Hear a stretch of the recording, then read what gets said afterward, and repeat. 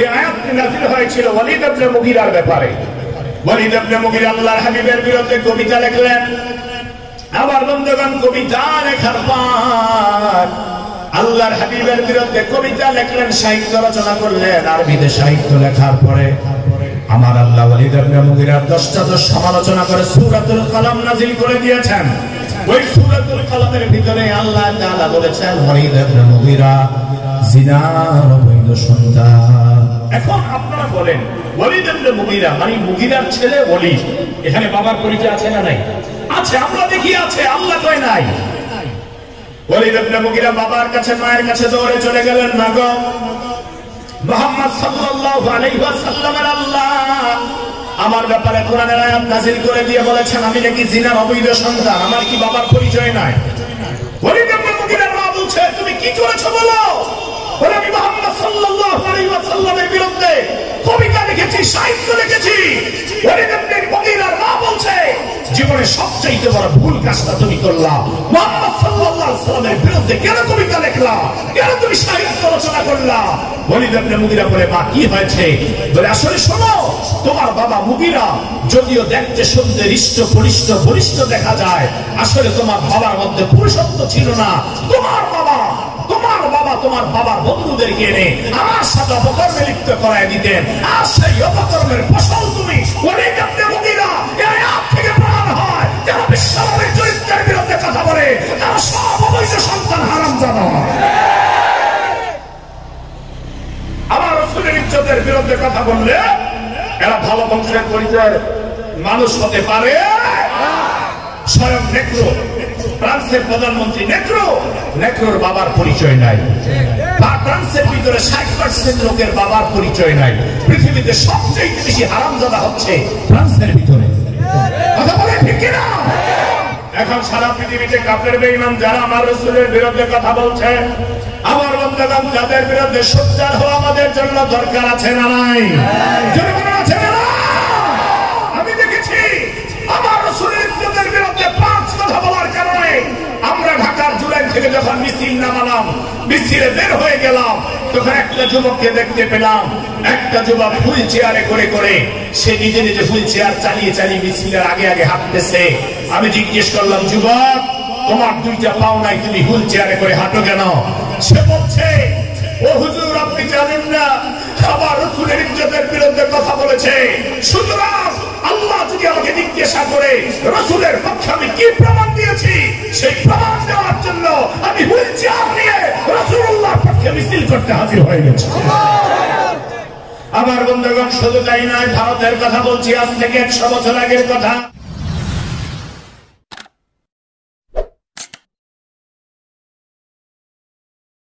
হাজার লাখ মানুষ থেকে যাচাই বাছাই করে দুনিয়ার সকল প্রকার গুনাহের পরিবেশ থেকে মুক্ত রেখে টিভি দোকানে চায়ের আড্ডায় গানের আড্ডায় অশ্লীল পরিবেশে না বসিয়ে আজকে এমন একটি সুন্দর বরকতপূর্ণ জান্নাতি পরিবেশে সৌভাগ্যবান মানুষ হিসেবে আসার বসার তৌফিক আমাদেরকে দান করেছেন। আমরা ইচ্ছে করে আসতে পারিনি, আমাদেরকে আসার বসার তৌফিক কে দিয়েছেন? মুসলমানের কণ্ঠে আওয়াজটা বাড়িয়ে দিয়ে আরেকবার চিৎকার করে বলতে হবে কে দিয়েছেন? এজন্য মহান মুজিবের দরবারে, মাহবুবের দরবারে হৃদয়ের সবটুকু আবেগ ভালোবাসা অনুভূতি উজাড় করে শরীরের সমস্ত শক্তিকে একত্রিত করে আকাশ বাতাস মুখরিত করে এমন ভাবে কালিমাতুশ শুকর আদায় করি যেন আমাদের শুকরিয়ার আওয়াজ এই জমিন থেকে আল্লাহ পাকের আরশ আজিম পর্যন্ত পৌঁছে যায়।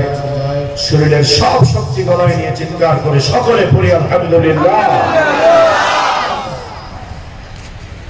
লক্ষ কোটি দরুদ ও সালাম আল্লাহ পাকের সবচেয়ে প্রিয় নবী, আল্লাহর সৃষ্টির প্রধান আকর্ষণ, বিশ্ব সবার সভাপতি, বিশ্ব মানবতার মহান মুক্তির দিশারি, বিশ্ব মানবতার মহান শিক্ষক, ইমামুল আম্বিয়া, সৈয়দুল আম্বিয়া, হাবিবি কিবরিয়া, আশরাফুল আম্বিয়া, নবিয়ুল মুরসালিন, খাতামুন নবিয়্যিন, রাহমাতুল লিল আলামিন, নবীদের নবী, সর্বশ্রেষ্ঠ নবী, বিশ্ব জগতের নবী জনাবে মুহাম্মদুর রাসূলুল্লাহ সাল্লাল্লাহু আলাইহি ওয়াসাল্লাম।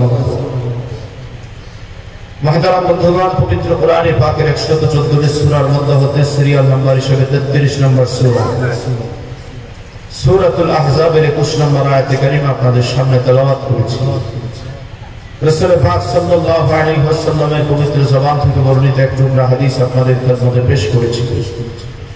কথা বলার মতো শক্তি, আজল, যোগ্যতা, ইস্তেদাদ আমার নেই।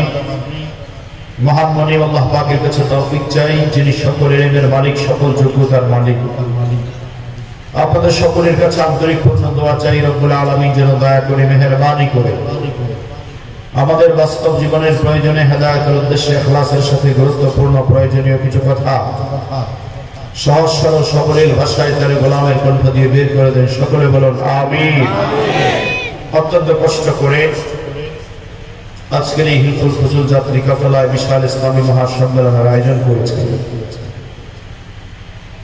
যারা আজকের ইসলামী মহাসম্মেলনের আয়োজনে সময় দিলেন, ত্যাগ দিলেন, সহযোগিতা করলেন, সার্বিকভাবে যারা সহযোগিতা করেছেন, আপনারা যারা কোরআনে পাকের আলোচনা শোনার জন্য দীর্ঘ সময় পর্যন্ত অপেক্ষার প্রহর গুনছেন, দীর্ঘ সময় পর্যন্ত ওলামায়ে কেরামদের আলোচনা শুনেছেন, অন্তরস্থল থেকে সকলকে আন্তরিক মোবারক শুভেচ্ছা জ্ঞাপন করছি।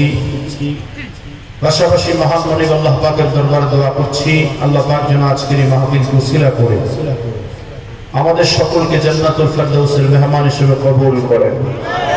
আল্লাহ যেন আজকের এই মাহফিলকে উসিলা করে অত্র এলাকার জমিনে যত মুসলমান নরনারী কবরবাসী আছেন, আল্লাহ পাক যেন সকলের কবরে আযাবকে মাফ করে দেন, বলি আমিন। কোরআনে কারীমের মাহফিলে আসলে দুনিয়াবাসীদের জন্য লাভ হয়, কবরবাসীদের জন্য লাভ হয়।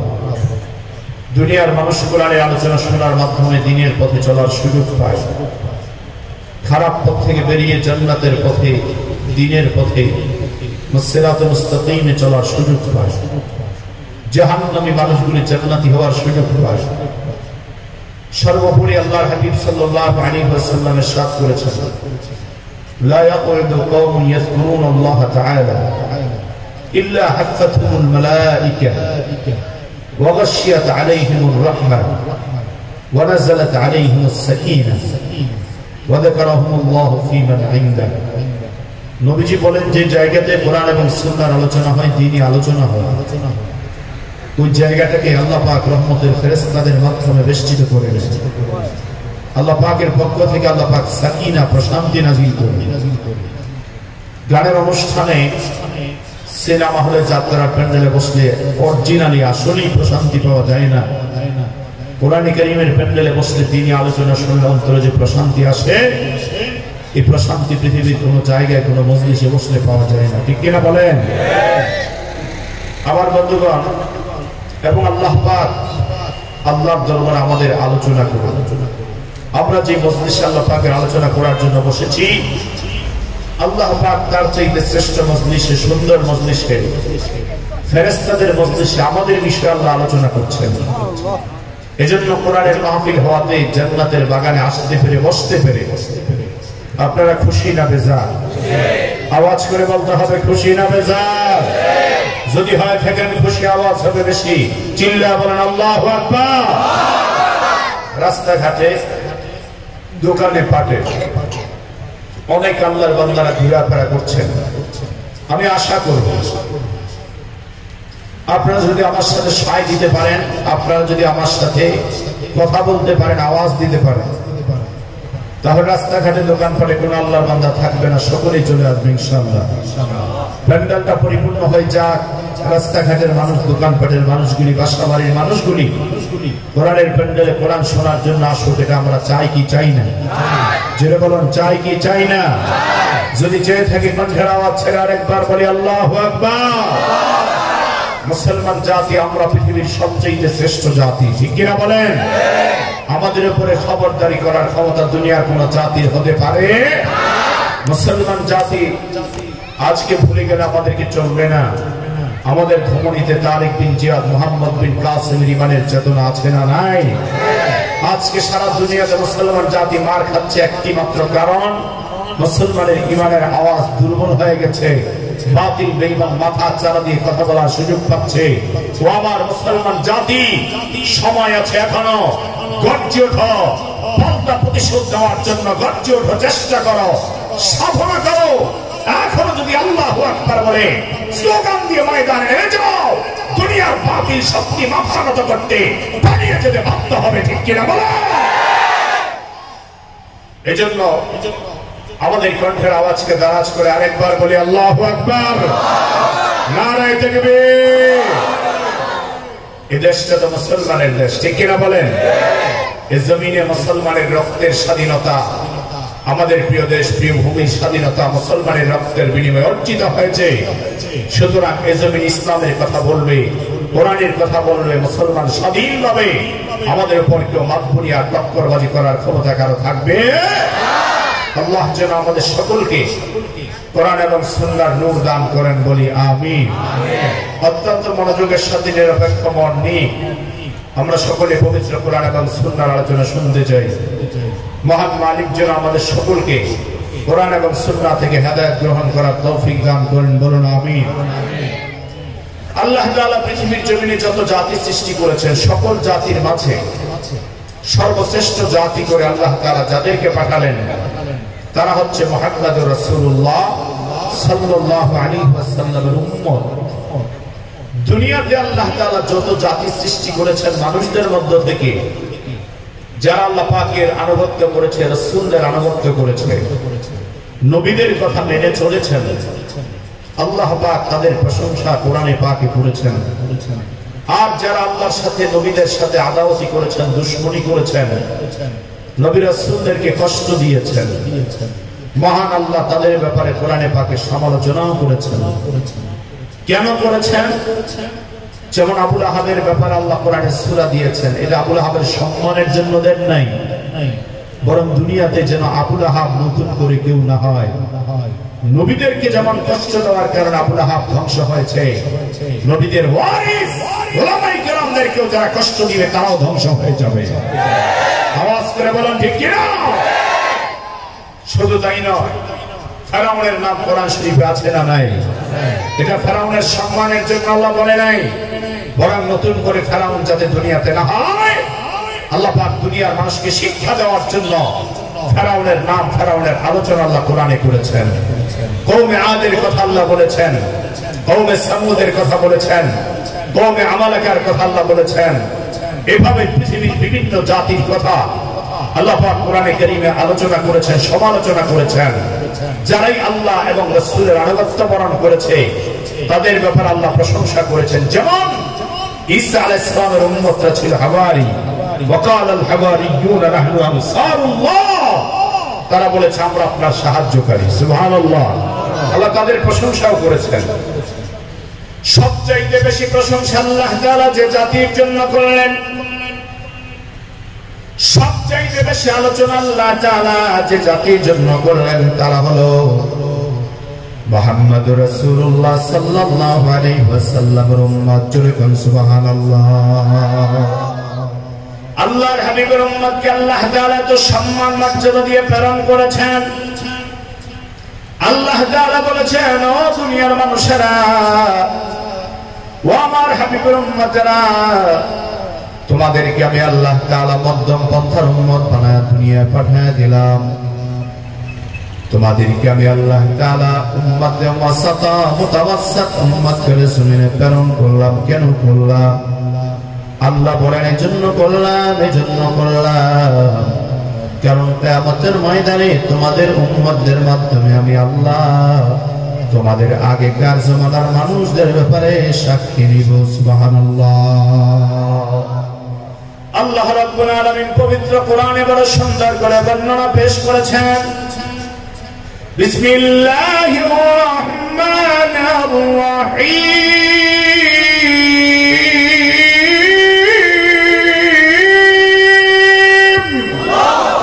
কোরআন শরীফের তেলাওয়াত ভালো লাগে না খারাপ লাগে?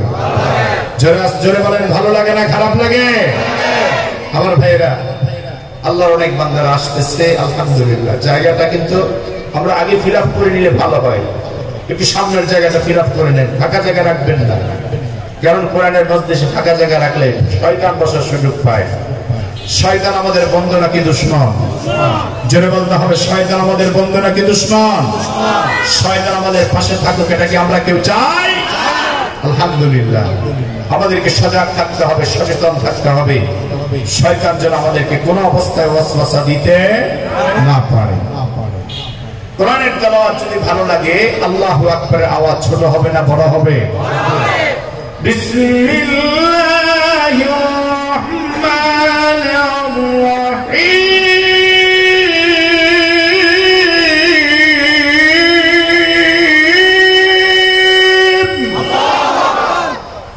وكذلك جعلناكم أمة وسطا لتكونوا شهداء على الناس ويكون الرسول عليكم شهيدا।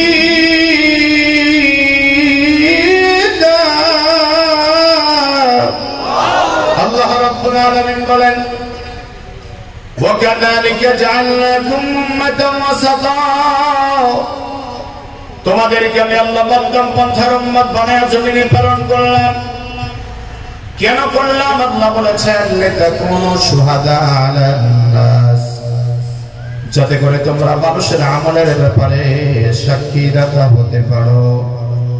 মানুষের আমলের ব্যাপারে আল্লাহ পাক আমাদের সাক্ষ্য নেবেন। কেমন করে নেবেন? কোরআনে পাকের বিভিন্ন তাফসীরের বর্ণনায় পাওয়া যায়, হাদিসে পাকের বর্ণনায় পাওয়া যায়। কিয়ামতের কঠিন ময়দানে আল্লাহ পাক রব্বুল আলামিন সব নবীদেরকে ডাকবেন। নবীদেরকে আল্লাহ তাআলা ডেকে বললেন, আমার নবীরা তোমরা দ্বীনের দাওয়াত যথাযথভাবে পালন করেছিলে কিনা বলো।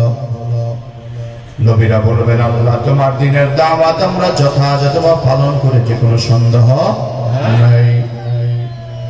আল্লাহ তাআলা বলবেন, তাহলে তোমরা সাক্ষী হাজির করো, সাক্ষী পেশ করো। নবীরা তাদের নিজেদের উম্মতকে আল্লাহর সামনে ডাকবেন, আল্লাহর দরবারে হাজির করাবেন। মহান আল্লাহ তাআলা নবীদের উম্মতদেরকে প্রশ্ন করে বলবেন, ও আমার নবীদের উম্মতরা তোমরা বলো, তোমাদের নবীগণ নবুয়তের দাওয়াত, রিসালাতের দাওয়াত, তাওহীদের দাওয়াত যথাযথভাবে পালন করেছিল কিনা। উম্মতরা বেকসুর হয়ে আজ যে ইনকিসারি করে তারা অস্বীকার করে বলবে, ক্বালু মা জাআনা মিন নাযীর, নবীরা আমাদের কাছে ভয় প্রদর্শন করে নাই, আমাদের কাছে কোন নবী রাসূল আগমন করে নাই। আল্লাহ তাআলা ডাকতে বলবেন, নবীরা তোমাদের আমলের ব্যাপারে আর কোন সাক্ষী আছে কিনা বলো। তখন নবীরা আল্লাহর দরবারে ডাক দিয়ে বলবেন, আল্লাহ আমাদের উম্মতরা তো আমাদের ব্যাপারে সাক্ষী দিল না, কিন্তু আমাদের আমলনামার ব্যাপারে, আমাদের তাওহীদের সালাতের দাওয়াতের ব্যাপারে আমাদের আরেক দল সাক্ষীদাতা আছে, তবে তারা আমাদের উম্মত নয়, তারা হলো আখিরি জামানার নবী মুহাম্মদুর রাসূলুল্লাহর উম্মত। সুবহানাল্লাহ। আচ্ছা আপনারা বলেন, দুনিয়ার আদালতে আসামির দাম বেশি না সাক্ষী? সাক্ষী। কারণ সাক্ষী যদি সঠিক সাক্ষ্য দেয়, অনেক সময় আসামি বেকসুর খালাস পেয়ে যায়। আবার সাক্ষী যদি মিথ্যা সাক্ষী দেয়, নিরপরাধ মানুষের গলায় ফাঁসির রশিও ঝুলে যায়। আওয়াজ করে বলেন ঠিক কিনা? মনে রাখবেন মুসলমান, আপনার মিথ্যা সাক্ষীর কারণে যদি কারো গলায় ফাঁসির রশি ঝুলে, কেউ যদি বিপদে পড়ে যায়, কারো যদি জরিমানা হয়, এই জরিমানা আপনার জন্য জীবনের শেষ নয়। আরেকটা আদালত আল্লাহর আদালতে আছে, আরেকটা বিচার আল্লাহর কাছে আছে, সেদিন আপনার গলায় ফাঁসির রশি ঝুলিয়ে দেওয়া হবে। এ দুনিয়া মিথ্যা বিচার আছে না নাই? বরং এখন টাকার খেলা চলছে। টাকার কারণে বিচার থামা চাপা দেওয়া হয়। টাকার কারণে কিছু কিছু বিচারক আছে, বিভিন্ন সমাজের এমন কিছু বিচারপতি আছে, বিচারক আছে, মাতবর আছে। আমাদের গ্রাম এলাকায় আমাদের ভাষায় বলে মাতবর, কিছু মেলি, কিছু দরবারি, কিছু বিচারক আছে যারা টাকার বিনিময়ে আমার বন্ধুগণ একজনের হক আরেকজনকে দিয়ে দেয়। ঠিক কিনা বলেন? এই সমস্ত বিচারক আল্লাহর কাঠগড়ায় দাঁড়াতে হবে, আর যে বিচারক ন্যায় নীতির উপর বিচার করবে আল্লাহ পাক সেই বিচারকদের কিয়ামতের ময়দানে আল্লাহ পাকের আরশে আজিমের নিচে স্থান করে দিবেন। সুবহানাল্লাহ। আমরা এমন নবীর উম্মত যে নবীর সাক্ষীর যে নবীর উম্মতেরা সাক্ষী হবেন আল্লাহর আদালতে, সাধারণ মানুষদের জন্য আদালতে সাক্ষী হবেন না। স্বয়ং নবীদের ব্যাপারে আমরা মুহাম্মদুর রাসূলুল্লাহ সাল্লাল্লাহু আলাইহি ওয়াসাল্লামের উম্মতেরা আল্লাহ পাকের আদালতে সাক্ষী দিব নবীদের ব্যাপারে। আল্লাহু আকবার বলেন। নবীদের ব্যাপারে আমরা আল্লাহর আদালতে সাক্ষী দিয়ে বলবো, আল্লাহ তোমার সমস্ত নবীরা দ্বীনের দাওয়াত দিয়েছেন, কোনো বাধা ছিল না, কোন রকম কোনো সংশয় নেই। আল্লাহ তোমার নবীরা দ্বীনের দাওয়াত দিতে গিয়ে নির্যাতিত হয়েছেন, নিপীড়িত হয়েছেন, তাতেও কোনো সন্দেহ নাই। আল্লাহ তাআলা আমাদেরকে বলবেন তোমরা কেমন করে বুঝলা, কেমন করে জানলা? আমরা বলবো আল্লাহ তোমার কোরআনে তুমি নবীদের দাওয়াতের পদ্ধতি আলোচনা করেছো। এই কোরআনে আল্লাহ তাআলা 125 জন নবীর আলোচনা আল্লাহ করেছে। আমরা বলবো আল্লাহ সেই নবীদের আলোচনা থেকে আমরা জানতে পারলাম আগেকার জামানার নবীরা দ্বীনের দাওয়াত দিয়েছে। আল্লাহ পাক আমাদের সাক্ষীর কারণে নবীদেরকে বেকসুর খালাস প্রদান করবেন। আল্লাহ তাআলা বলেন, ও আমার হাবিবের উম্মতরা শোনো, দুনিয়ার সমস্ত নবীদের ব্যাপারে আমি আল্লাহ তোমাদেরকে সাক্ষীদাতা বানায় দিব, আর তোমাদের আমলের ব্যাপারে আমি আল্লাহ তোমাদের রাসূল মুহাম্মদ সাল্লাল্লাহু আলাইহি ওয়াসাল্লামকে আমি আল্লাহ তাআলা সাক্ষীদাতা বানায় দিব। সুবহানাল্লাহ। আমাদের প্রিয় নবী আমাদের ব্যাপারে সাক্ষী দিবেন আল্লাহর আদালতে। আল্লাহর হাবিব যদি কারো ব্যাপারে বলেন এটা আমার উম্মত, তাহলে তাকে জান্নাত দিবেন কে? আল্লাহর নবী বলেন যদি বলেন এটা আমার উম্মত না, তাহলে তাকে জান্নাত দেওয়ার মতো আর কেউ থাকবে না, তার জাহান্নাম ছাড়া উপায় থাকবে না। এবার আল্লাহ বলেন, ও দুনিয়ার মানুষেরা, দুনিয়ার সমস্ত আদালতে, দুনিয়ার আদালতে আমি আল্লাহ তাআলা কিয়ামতের ময়দানে অন্যান্য নবীদের ব্যাপারে তোমাদেরকে সাক্ষীদাতা বানাবো, আর তোমাদের আমলের ব্যাপারে আমি আল্লাহ আমার প্রিয় রাসূল মুহাম্মদ সাল্লাল্লাহু আলাইহি সাল্লামকে সাক্ষীদাতা বানাবো। এবার আমার রাসূলের ব্যাপারে সাক্ষীদাতা কে হবে? শোনো, দুনিয়ার কোন মানুষকে আমি আল্লাহ আমার নবীর জন্য সাক্ষীদাতা বানাবো না। দুনিয়ার কোন নবীকে আমি আল্লাহ সাক্ষীদাতা বানাবো না। দুনিয়ার কোন রাসূলদেরকে আমি আল্লাহ সাক্ষীদাতা বানাবো না, বরং আমি আল্লাহ স্বয়ং আমার প্রিয় নবী মুহাম্মদুর রাসূলুল্লাহর ব্যাপারে স্বয়ং নিজেই সাক্ষী দেওয়া শুরু করব। সুবহানাল্লাহ। আমার বন্ধুগণ, আমাদের নবী সর্বশ্রেষ্ঠ নবী, ঠিক না? আমরা হলাম সর্বশ্রেষ্ঠ নবীর সর্বশ্রেষ্ঠ উম্মত। আমাদের মর্যাদা আল্লাহ তাআলা পবিত্র কোরআনে আরো বর্ণনা করে বলেছেন, কুনতুম খায়রা উম্মাতিন উখরিজাত লিন-নাস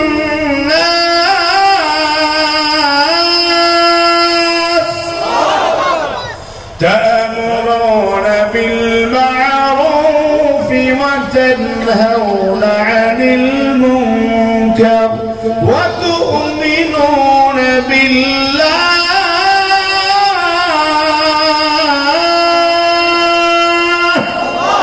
الله رب العالمين বলেন, কুনতুম খায়রা উম্মাহ, তোমরাই পৃথিবীর সর্বশ্রেষ্ঠ জাতি। আল্লাহ আমাদেরকে বলেছেন আমরাই পৃথিবীর সর্বশ্রেষ্ঠ জাতি। উখরিজাত লিন-নাস, তোমাদেরকে আমি আল্লাহ মানুষের কল্যাণের জন্য বের করলাম। তোমরা মানুষকে আমি আল্লাহর পথে আদেশ করবে, মন্দ কাজ থেকে নিষেধ করবে, আমি আল্লাহর প্রতি ঈমান আনয়ন করবে। ও বন্ধু, এবার জবান খুলে জবাব দিবেন, আমার আল্লাহ বলেছেন আমরা শ্রেষ্ঠ জাতি। আল্লাহর কথা সত্য নাকি মিথ্যা? যারা বলেন সত্য নাকি মিথ্যা? যদি আল্লাহর কথা সত্যই হয় থাকে বন্ধু, তাহলে পেন্টাগনের ক্ষমতা আমাদের হাতে থাকার কথা, আমেরিকা রাশিয়ার ক্ষমতা আমাদের হাতে থাকার কথা, ব্রিটেন লন্ডনের ক্ষমতা আমাদের হাতে থাকার কথা, ফ্রান্স আফ্রিকার ক্ষমতা আমাদের হাতে থাকার কথা। দুনিয়ার যত কাফের বেঈমান নাফরমান আছে, সমস্ত কাফের এবং বেঈমানেরা আমাদের গোলাম হয়ে থাকার কথা, ঠিক কিনা?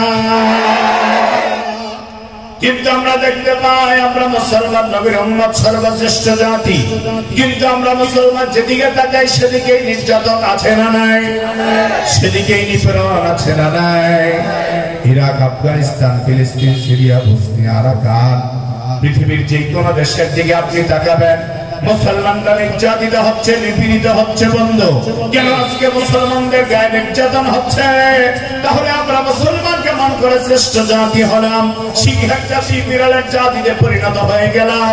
আমরা মাথা উঁচু করে কথা বলার কথা, সেই জায়গায় মাথা উঁচু করে কথা বলতে আমরা পারি না।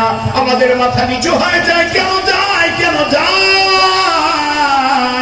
তার জবাব মুফাসসিরিন কেরাম দিয়ে বলেছে, তার সবচাইতে প্রধানতম কারণ হলো বন্ধু, আমরা যেই নবীর কারণে শ্রেষ্ঠ মর্যাদা পেলাম, শ্রেষ্ঠ সম্মান পেলাম, আজকের পৃথিবীর 90 লাখ মুসলমানদের মধ্যে তাকালে দেখা যায় সেই নবীর আদর্শ আর সিরাত আমাদের মধ্যে পাওয়া যায় না, ঠিক কিনা? আন্তর্জাতিক ভাবে চিন্তা করলে দেখবেন 57টি মুসলিম রাষ্ট্র ওয়াইসের নেতৃত্বে সারা পৃথিবীতে আছে। 57টা মুসলিম রাষ্ট্রপ্রধান যদি ঐক্যবদ্ধ হয়ে হুঙ্কার ছাড়তো, একটা মুসলমানের মুখে আর গুলি তাক করতে পারবে না বেঈমান। যদি একটা মুসলমানের মুখে গুলি চলে, তাহলে সারা বিশ্বের মুসলমানের রক্তের মধ্যে আগুনের বন্যা বয়ে যাবে। কোন মুসলমান নির্যাতিত হতে পারবে না। তাহলে পৃথিবীর আফ্রিকা বলেন, ব্রিটেন বলেন, লন্ডন বলেন, জাপান বলেন, কোন বেঈমানের বাচ্চা মুসলমানদের দিকে আঙ্গুল তাক করার সুযোগ পেত না। কিন্তু আজকে আন্তর্জাতিক ভাবে মুসলমান এত ষড়যন্ত্রের শিকার। মুসলমান রাষ্ট্রনায়কগুলি বেশিরভাগ ক্ষমতার পাগল হয়ে গেছে, ঠিক না? ক্ষমতার পাগল হয়ে ইসলামের জন্য, মুসলমানদের জন্য কান্না নাই, মায়া নাই। দুই একজন রাষ্ট্র প্রধান ছাড়া বাকি সব রাষ্ট্র প্রধানগুলি মুনাফিক এবং দাবেদার, গাদ্দার হয়ে গেছে, ঠিক না? আমার বন্ধুগণ, এজন্য সারা পৃথিবীতে মুসলমানদের বিপ্লব হবে একদিন। আমরা সেদিনের অপেক্ষা আছি, যেদিন ইমাম মাহদী আলাইহিস সালাম জমিনে আগমন করবে। আস্তে বলবেন না, জোরে বলেন, ঠিক কি না? আমরা মুসলমান সেদিনের অপেক্ষা আছি, যেদিন ইমাম মাহদী আলাইহিস সালাম জমিনে অবতরণ করে পৃথিবীর জমিনে মানুষকে আল্লাহু আকবার বলে ডাক দিবে। সেদিন সারা পৃথিবীর মুসলমান ঐক্যবদ্ধ হয়ে যাবে। ঈসা নবী বাইতুল মুকাদ্দাসে অবতরণ করে সারা পৃথিবীর মুসলমানদেরকে ডাক দিবে। পৃথিবীর সব মুসলমান ঐক্যবদ্ধ হয়ে যাবে। সেদিন মুসলমানের মধ্যে কোনো দ্বন্দ্ব থাকবে না, হিংসা থাকবে না, ভেদাভেদ থাকবে না। সারা পৃথিবীর সব মুসলমান এক হয়ে বাতিলের বিরুদ্ধে লড়াই করবে। সেই লড়াই আমরা শরীক থাকতে চাই কি চাই না? কারা কারা চাই হাত তুলে দেখা।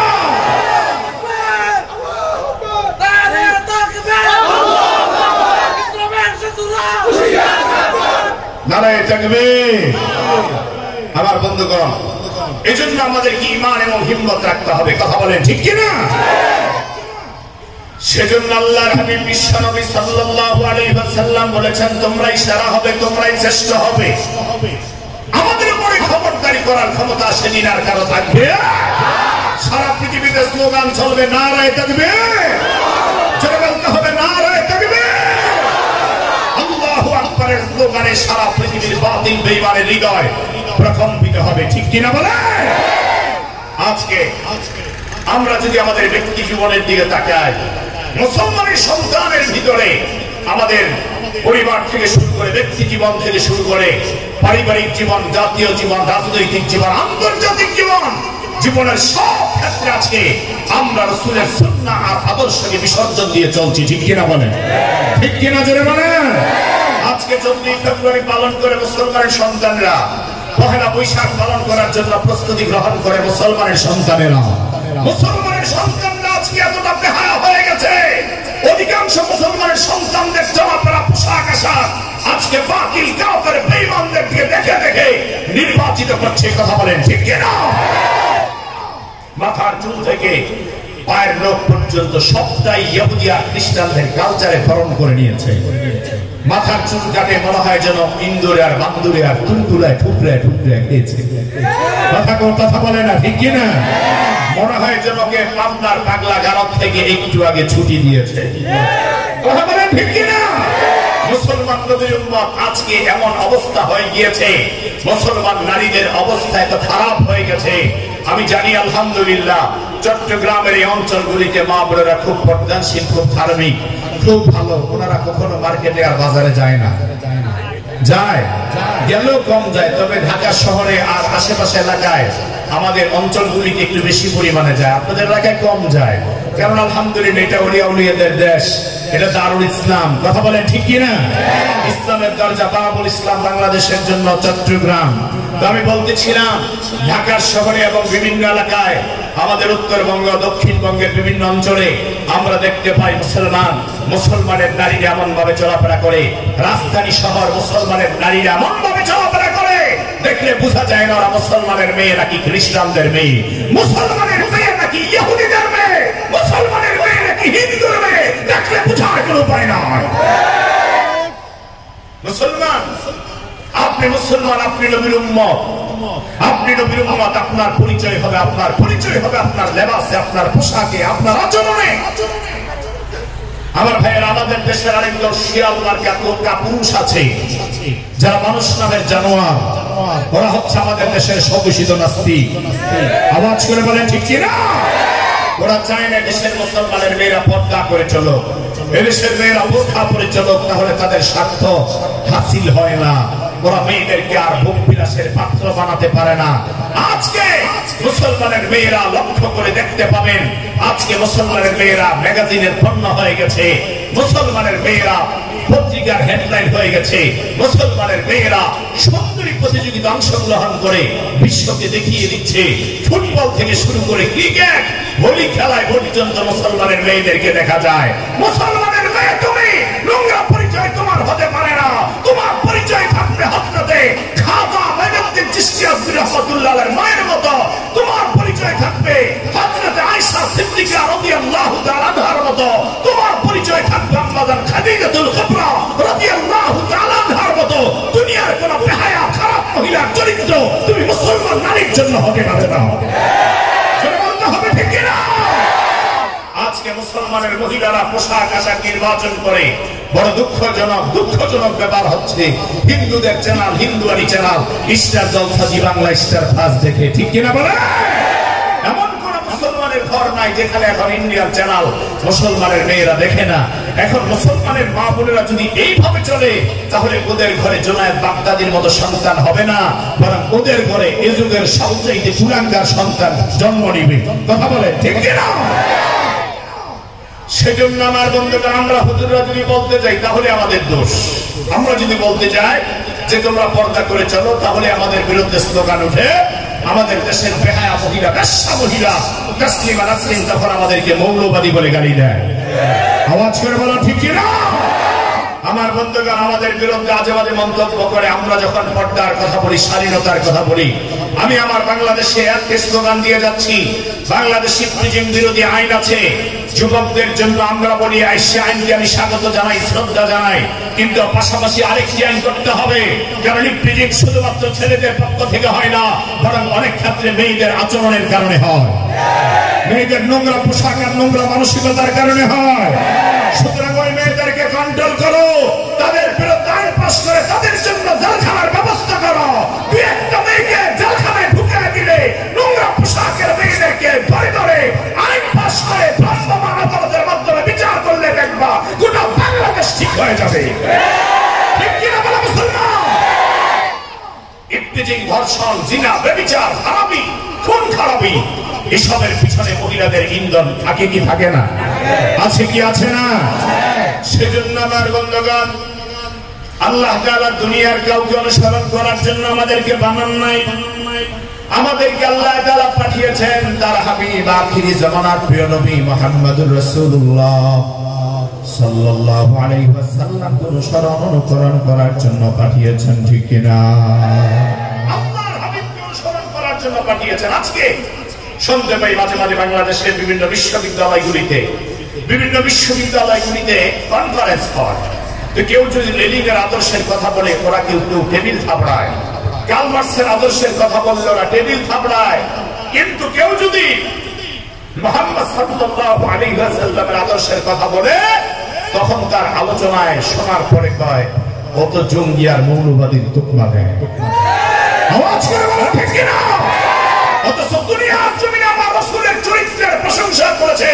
পৃথিবীর বড় বড় বিজ্ঞানীরা, কবিরা, সাহিত্যিকেরা, পৃথিবীর বড় বড় গবেষকেরা আমার রাসূলের চরিত্রের বিরুদ্ধে যারা কথা বলে ওরা কুরআন না, ওরা ব্যক্ত পরিচয়হীন অবৈধ সন্তান ছাড়া কিছু না।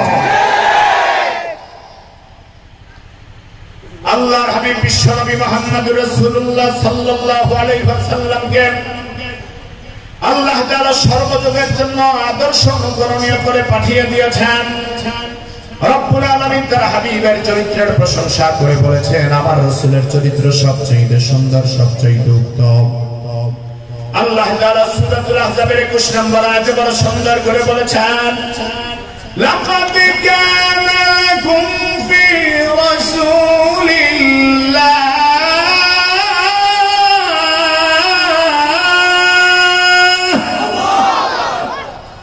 لقد كان لكم في رسول الله أسوة حسنة لمن كان يرجو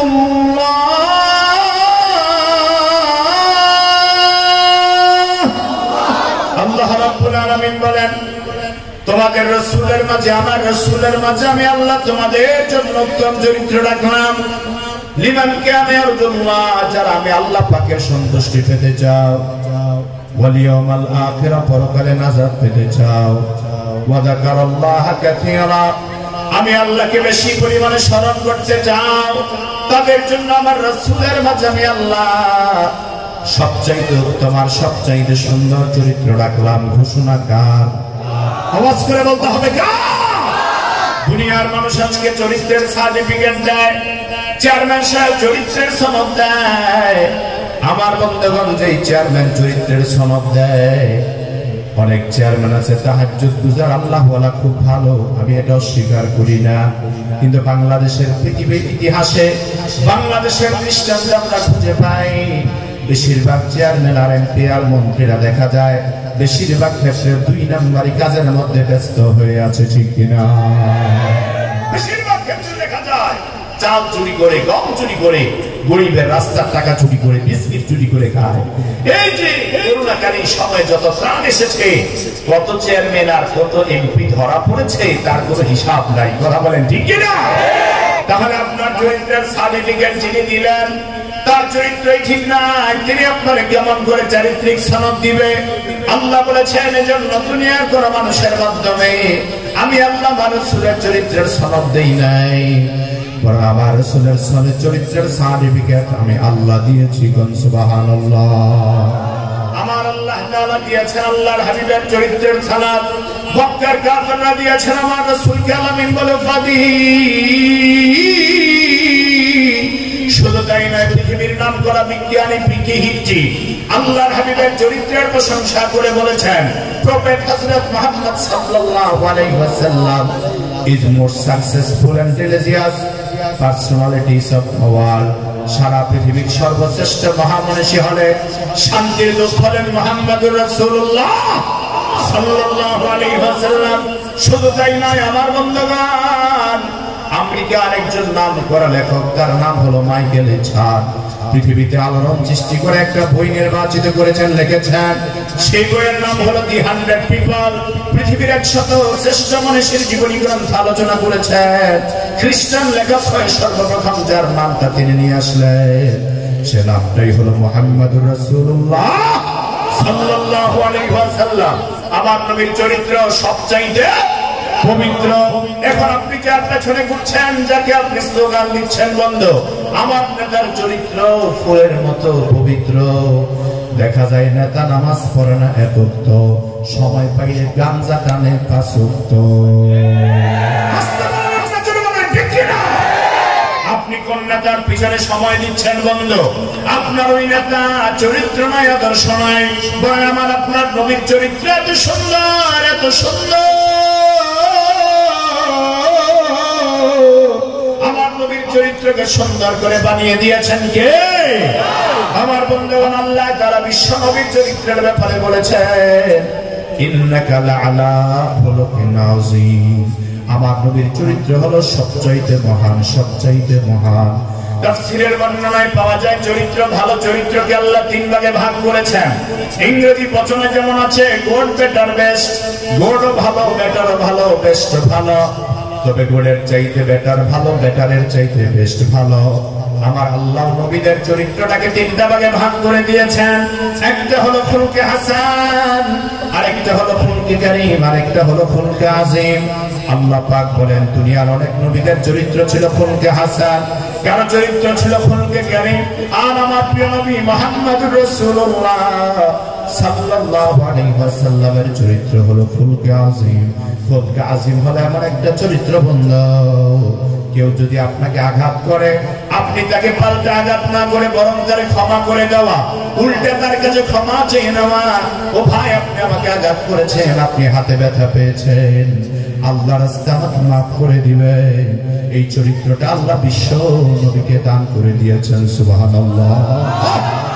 আমার নবীর চরিত্র এত মহান, এত মহান, এত মহান বন্ধু, আপনি ভালো না খারাপ এটা সবচাইতে ভালো জানবে আপনার স্ত্রী, ঠিক না?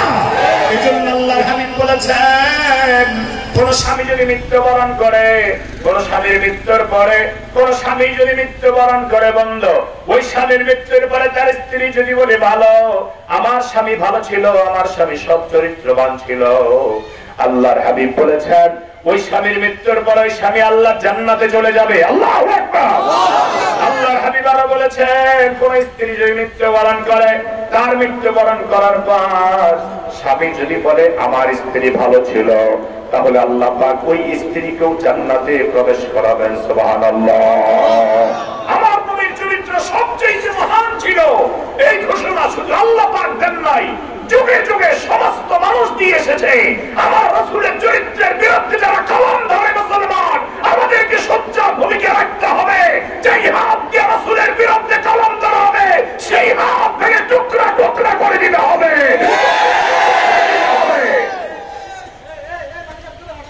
কি ব্যাপার এখানে মাইকের সাউন্ড হয়ে গেল কেন?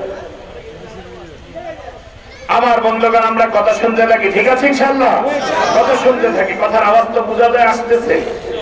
আমার বন্ধুগণ সেজন্য মিশনারি বিষয় সমস্যা হতেই পারে। বলতেছিলাম আমার নবীর চরিত্র সবচাইতে মহান করে দিয়েছেন কে? আমার রাসূল সাল্লাল্লাহু আলাইহি ওয়াসাল্লামের ব্যাপারে আল্লাহর হাবিবের প্রথম স্ত্রী আম্মা জান খাদিজাতুল কুবরা রাদিয়াল্লাহু তাআলা আনহা কি প্রশংসা করলেন, সহিহ বুখারীতে আছে না নাই? সহিহ বুখারীর বর্ণনা আম্মা জান হযরত খাদিজাতুল কুবরা রাদিয়াল্লাহু তাআলা আনহা বলেন আল্লাহর হাবিব প্রথম যখন ওহিমিয়া ঘরে আসলেন সমস্ত শরীর কাঁপতে লাগলো। আম্মা জান খাদিজাকে ডেকে বললেন জাম্মিলুনি জাম্মিলুনি, আমারে কম্বল দিয়ে পেঁচায় দাও, কম্বল দিয়ে পেঁচায় দাও। রহমতের নবীর অবস্থা দেখে আম্মা জান খাদিজাতুল কুবরা রাসূলকে কম্বল দিয়ে পেঁচায় দিলেন। আল্লাহর হাবিবের মাথার পাশে বসে পড়লেন আর আল্লাহর নবীকে সান্ত্বনা দিতে লাগলেন আর বললেন ওগো নবী আপনি খারাপ মানুষ নন, আপনি খারাপ মানুষ নন। কাল্লা ওয়াল্লাহি লা ইউখজিকাল্লাহু আবাদা, আল্লাহ আপনাকে কখনোই বেয়াজ্জতি করবে না, কখনো আল্লাহ আপনাকে অপমানিত করবে না। ওগো আল্লাহর প্রিয় নবী, কারণ আপনার মধ্যে 5টা এমন গুণ আছে, 5টা এমন চরিত্র আছে যে 5টা চরিত্র পৃথিবীর সব পুরুষদের মধ্যে নাই। তার মধ্যে 1 নাম্বার চরিত্রের আলোচনা তিনি করে বলেন ইন্নাকা লাতাসিলুর রাহিমা, আপনি 1 নম্বরে সেলাই রাহিমি করেন, আপনি আত্মীয়তার সম্পর্ক রক্ষা করে চলে। এখন তো মুসলমান এক মুসলমান ভাই আরেক মুসলমানের সাথে আপন রক্তের ভাই 10 বছর কথাবার্তা বন্ধ করে দিয়েছে, 15 বছর কথাবার্তা বলা বন্ধ করে দিয়েছে, ঠিক কি না বলে? একজন দোকান থেকে উঠলে আরেকজন যায়, কিন্তু একজনের সাথে আরেকজনের কথা নাই, আছে না নাই? ও বন্ধু, এরকম আত্মীয়তার সম্পর্ক ছিন্ন করার মানুষ আমাদের মধ্যে পাওয়া যায়, কিন্তু আম্মা জান খাদিজাতুল কুবরা রাদিয়াল্লাহু তাআলা আনহা আল্লাহর হাবিবের 1 নম্বর চরিত্রের সনদ দিয়ে বললেন ইন্নাকা লাতাসিলুর রাহমা, আপনি তো আত্মীয়তার সম্পর্ক রক্ষা করে চলেন, আপনি তো বোনের হক আদায় করেন, ভাইয়ের হক আদায় করেন, আপনি তো পরিবারের হক আদায় করেন। সুতরাং আপনি কোনোদিন খারাপ মানুষ হতে পারেন না, আর আপনার কাছে কোনো খারাপ কিছু আসতেও পারে না। 2 নম্বরের হক আদায় করেন ওয়া তাহমিলুল কাল্লা, আপনি দুস্থ অসহায় মানুষদের বোঝা উঠায় দেন। কোন মানুষ যদি বোঝা নিয়ে যেতে না পারে আপনি দেখতে থাকে। আপনি রহমতের নবী, বিশ্ব নবী বোঝাটা উঠায় দেন, অথবা নিজে আপনি বোঝা পার করে দেন। আল্লাহু আকবার। রহমতের নবী হয়ে অসহায় মানুষদের বোঝা উঠায় দিতেন, দুস্থ মানুষদের বোঝা উঠায় দিতেন, কষ্টদায়ক জিনিসের বোঝা আমার নবী নিজের হাতে করে মানুষের বাড়ি পৌঁছায় দিতেন। সুবহানাল্লাহ। আপনি অসহায় মানুষদেরকে সেবা করেন, যাদের ঘরে খাবার নাই তাদের ঘরে খাবার পৌঁছায় দেন, যাদের ঘরে কাপড় নাই তাদের ঘরে কাপড় দেন। তারপরে আপনি মেহমানদারি করেন। আপনি এমন নবী, এমন মানুষ। এখনো খাদিজাতুল কুবরা রাদিয়াল্লাহু তাআলা এখনো রাসূল খাদিজাকে দাওয়াত দেন নাই। দাওয়াত না দেওয়ার আগেই তিনি রাসূলের প্রশংসা করতে লাগলেন। আল্লাহু আকবার। অথচ হযরত খাদিজাতুল কুবরা রাদিয়াল্লাহু তাআলা আনহার সাথে আমার রাসূলের পাকের বয়সের ব্যবধান ছিল প্রায় 15 থেকে 16 বছর। তারপরেও আম্মা জান খাদিজা রাসূলের প্রশংসা করছে এভাবে। এখন আমি যদি জিজ্ঞেস করি কয়জনের স্ত্রী বলবে আমার স্বামী ভালো, এরকম গ্যারান্টি দিতে চাইলে বহুজনই গ্যারান্টি দিতে পারবেন না। কারণ আমাদের চরিত্র রাসূলের মতো হতে পারে না, আমাদের আখলাক সাহাবায়ে কেরামদের মতো হতে পারে না। আমার বন্ধুগণ, নবীদের চরিত্র স্ত্রীদের সাথে কেমন ছিল একটু চিন্তা করে দেখুন, সামনে অ্যাডভান্স হয়ে যায়। আমার ভাইয়েরা, হযরত খাদিজাতুল কুবরা বলছেন ওয়া তুঈনু আলা নাওয়াইবিল হক। আপনি তেমন এক নবী যে নবী মানুষের হক দাঁড়ে দাঁড়ে পৌঁছায় দেন। আপনি তেমন এক মহান নবী। হযরত খাদিজাতুল কুবরা যতদিন বেঁচে ছিলেন আল্লাহর হাবিব দ্বিতীয় বিবাহ করেন নাই। দ্বিতীয় বিবাহ করেন নাই। বলেন বিবাহের অনুমতি আছে কিন্তু উত্তম নয়। বিবাহের অনুমতি আছে, কেউ চাইলে করতে পারে, এক স্ত্রী রেখে আরেক স্ত্রী বিবাহ করতে পারে। কিন্তু আমার বন্ধুগণ, উত্তম হচ্ছে আপনার এক স্ত্রী নিয়ে প্রথম স্ত্রী নিয়ে ঘর সংসার করতে পারলে সেটাই হলো উত্তম।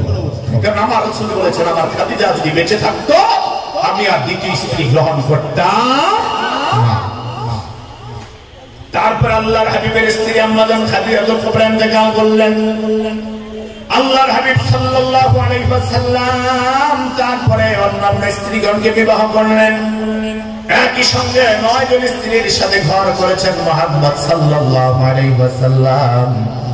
কোন স্ত্রীগণ আল্লাহর নবীর বিরুদ্ধে অভিযোগ করেন নাই। এখন তো কেউ যদি 2 বিবাহ করে তাহলে এক ওয়াইফের কাছে এক রাত থাকলে পরের রাত আরেক ওয়াইফের কাছে গেলে গোলামের ঘরের গোলাম, তুমি সব শক্তি ওখানে শেষ করে আসছো, তুমি এখন আমার কাছে আসছো। এরকম কথা বলার মতো কিছু মহিলা আছে যারা দাজ্জাল মার্কা মহিলা, ঠিক কিনা বলে? আমার বন্ধুগণ, স্বামীকে গোলামের ঘরের গোলাম বলে যারা গালি দেয় ওদের মতো নিকৃষ্ট রুচির মানুষ আর হতে পারে না। অথচ আল্লাহর হাবিব একই সাথে 9 জন স্ত্রীর সাথে ঘর সংসার করেছেন। কোন স্ত্রীগণ আল্লাহর হাবিবের হক নিয়ে অধিকার নিয়ে কেউ কথা বলে নাই, কেউ আমার রাসূলুল্লাহর দিকে আঙ্গুল তুলে চোখ তুলে কথা বলে নাই। কোন স্ত্রীগণ আমার রাসূলের প্রতি অসন্তুষ্ট হন নাই। আমার নবী এমন এক মহান চরিত্রের অধিকারী। আম্মা জান আয়েশা সিদ্দিকা রাদিয়াল্লাহু তাআলা আনহা বলেন, আমরা ঘরের ভিতরে পাক শাকের কাজে ব্যস্ত থাকতাম। রাসূল বাহির থেকে তালিম দিয়ে তারবিয়ত দিয়ে জিহাদের ময়দান থেকে ফিরে এসে দেখতেন আমরা রান্না বান্নার কাজ করছিলাম। আল্লাহর হাবিব রাগ করেন নাই, চোখ গরম করেন নাই, বরং আমাদের সাথে রান্না বান্নায় আমাদেরকে সাহায্য করেছেন। সুবহানাল্লাহ, একটু জোরে কর। এখন আমরা আমাদের মধ্যে কেউ কেউ আছি এরকম, হয়তো বা আপনাদের মধ্যে কেউ নাও থাকতে পারে, কেউ কেউ আছে এরকম। আমাদের বাংলাদেশের মানুষের স্বভাবদের মধ্যে তরকারিতে একটু লবণ বেশি হয়ে গেলে, মরিচ একটু বেশি হয়ে গেলে স্ত্রীকে আর দেরি করে না, তোর দিলাম 3 তালাক, কথা বললে তোর বউ মানে দিব 3 তালাক, তোর 14 গোষ্ঠী আরো 14 তালাক আছে না নাই? আমার ভাইয়েরা, আমার কাছে বহু খবর আছে, বহু ফতোয়া আছে জানার জন্য। হুজুর স্ত্রীকে 14 তালাক দিয়ে ফেলেছি, তার মাকে শ্বশুর বাড়ির আত্মীয় স্বজন সবাই 100 তালাক দিয়ে ফেলেছি, এখন কি করা? আমি বলছি এখন আর করার কোনো সুযোগ নাই। ও আমার বন্ধুগণ, আমার প্রিয় ভাইয়ারা, সেজন্য আল্লাহর হাবিবের চরিত্র তো মহান ছিল, তো মহান ছিল। আল্লাহর হাবিবের সব স্ত্রীগণ আল্লাহর হাবিবের সাথে সুন্দর এবং কোমল ব্যবহার করেছেন। আল্লাহর হাবিব তাদের সাথে কোমল ব্যবহার করেছেন। ও আমার বন্ধুগণ, শুধু তাই নয়, আল্লাহর হাবিবের বন্ধু যারা ছিলেন তারাও আল্লাহর হাবিবের ব্যাপারে সবচাইতে বেশি প্রশংসা করেছেন। একদিন সাহাবায়ে কেরামদেরকে নিয়ে বিশ্ব নবী রহমতের নবী খেজুর খাচ্ছিলেন। কি খাচ্ছিলেন? তো খেজুর যখন খাচ্ছিলেন, খেজুর সামনে রেখে খেজুরে হাতে নিয়ে সবাই খেজুর খাচ্ছেন। খেজুরের দানাটা, খেজুরের বিচিটা সবাই সবার সামনে রাখলেন। হযরত আলী রাদিয়াল্লাহু তাআলা রাসূল সাল্লাল্লাহু আলাইহি সাল্লাম এভাবে একদিক অপোজিটে বসলেন, মানে একে অপরের সামনাসামনি বসলেন। তো আল্লাহর হাবিব সাল্লাল্লাহু আলাইহি সাল্লাম খেজুর খেয়ে খেজুরের বিচিটা হযরত আলী রাদিয়াল্লাহু তাআলার সামনে রাখলেন। সবাই যখন খেজুরের বিচি গণা আরম্ভ করলো খাবারের শেষে, রহমতের নবী কয় সাহাবীরা দেখো আমার আলী কত খেজুর খেয়েছে। হযরত আলী রাদিয়াল্লাহু তাআলা বলছেন, হুজুর খেজুর আমি বেশি খেয়েছি এটা সত্য কথা, তবে আমি যা খেজুর খেয়েছি আমার বিচিগুলি রেখে দিয়েছি তা দেখা যায়, আর যিনি বিচি সহ খেজুর খেয়ে ফেলেছেন তারটা তো দেখা যায় না। আমার রাসূল কত মজাক করতেন সাহাবীদের সাথে। আল্লাহর হাবিব সাল্লাল্লাহু আলাইহি ওয়াসাল্লাম ছিলেন জিহাদের ময়দানে প্রধান সেনাপতি।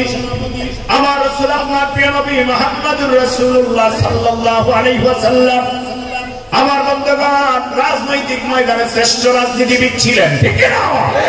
আমার রাসূল সাল্লাল্লাহু আলাইহি ওয়াসাল্লাম জিহাদের ময়দানে শ্রেষ্ঠ সেনাপতি ছিলেন, ইমামতের দায়িত্বে গিয়ে সর্বশ্রেষ্ঠ ইমাম ছিলেন, নাতি হিসাবে দাদা হিসাবে সর্বশ্রেষ্ঠ ছিলেন, দাদা হিসাবে সর্বশ্রেষ্ঠ ছিলেন আমার নবী আপনার নবী।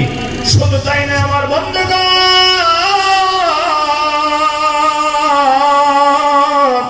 আল্লাহর হাবিবের চরিত্র এত মহান ছিল, এত মহান ছিল। ও আমার বন্ধুগণ, আল্লাহর হাবিব কোন মানুষের উপর কষ্ট দেন নাই, কখনো জীবনে একটা মিথ্যা কথা বলেন নাই। আমার বন্ধু কখনো ওজনে কম দেন নাই, কখনো মানুষের সাথে খারাপ ব্যবহার করেন নাই। আমার নবীর আখলাক ব্যবহার দেখে সবাই বুঝতে পারত এটা মুহাম্মদ আল্লাহর রাসূল হবে। আমার নবীর ব্যবহার সবচেয়ে সুন্দর ছিল, সবচেয়ে সুন্দর ছিল। এখন বন্ধু আপনারা বলতে পারেন, হুজুর তাহলে আমাদের নবীকে নিয়ে সারা পৃথিবীর কাফের মুশরিকদের মাথা গরম কেন? ফ্রান্সের ভিতরে আমার রাসূলকে নিয়ে ব্যঙ্গ করে কেন?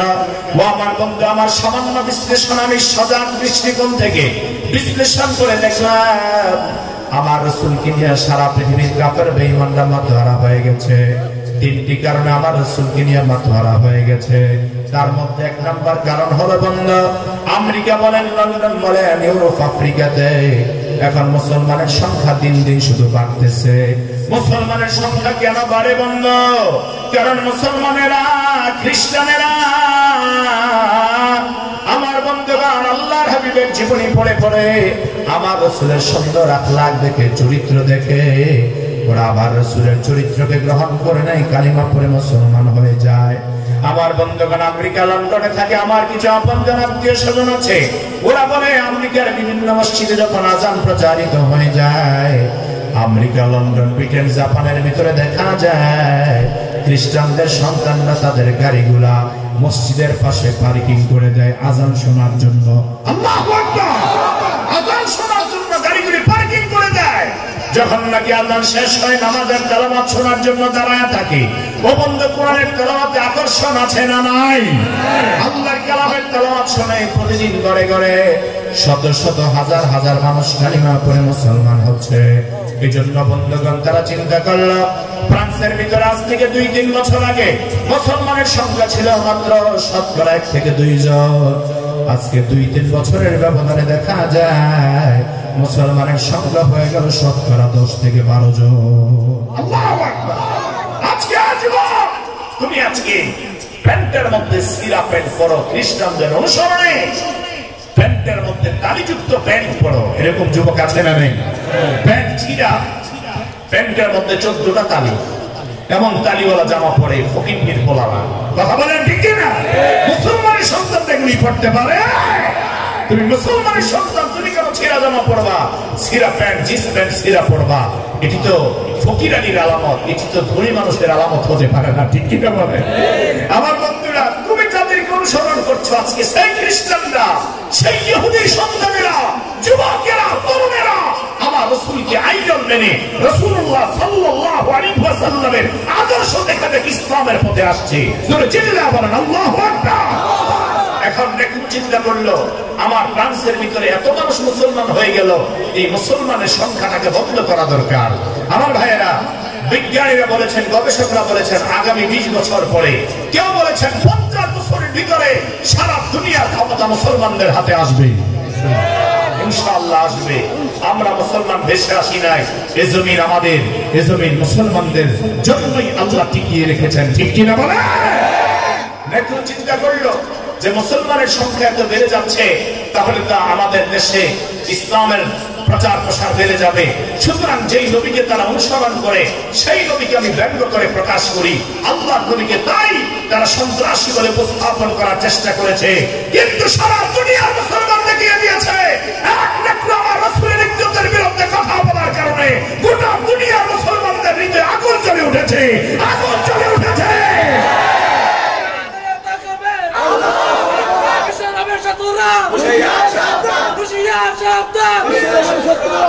আমার বন্ধুগণ, এটা হলো 1 নম্বর কারণ, মুসলমানের সংখ্যা বাড়তেছে।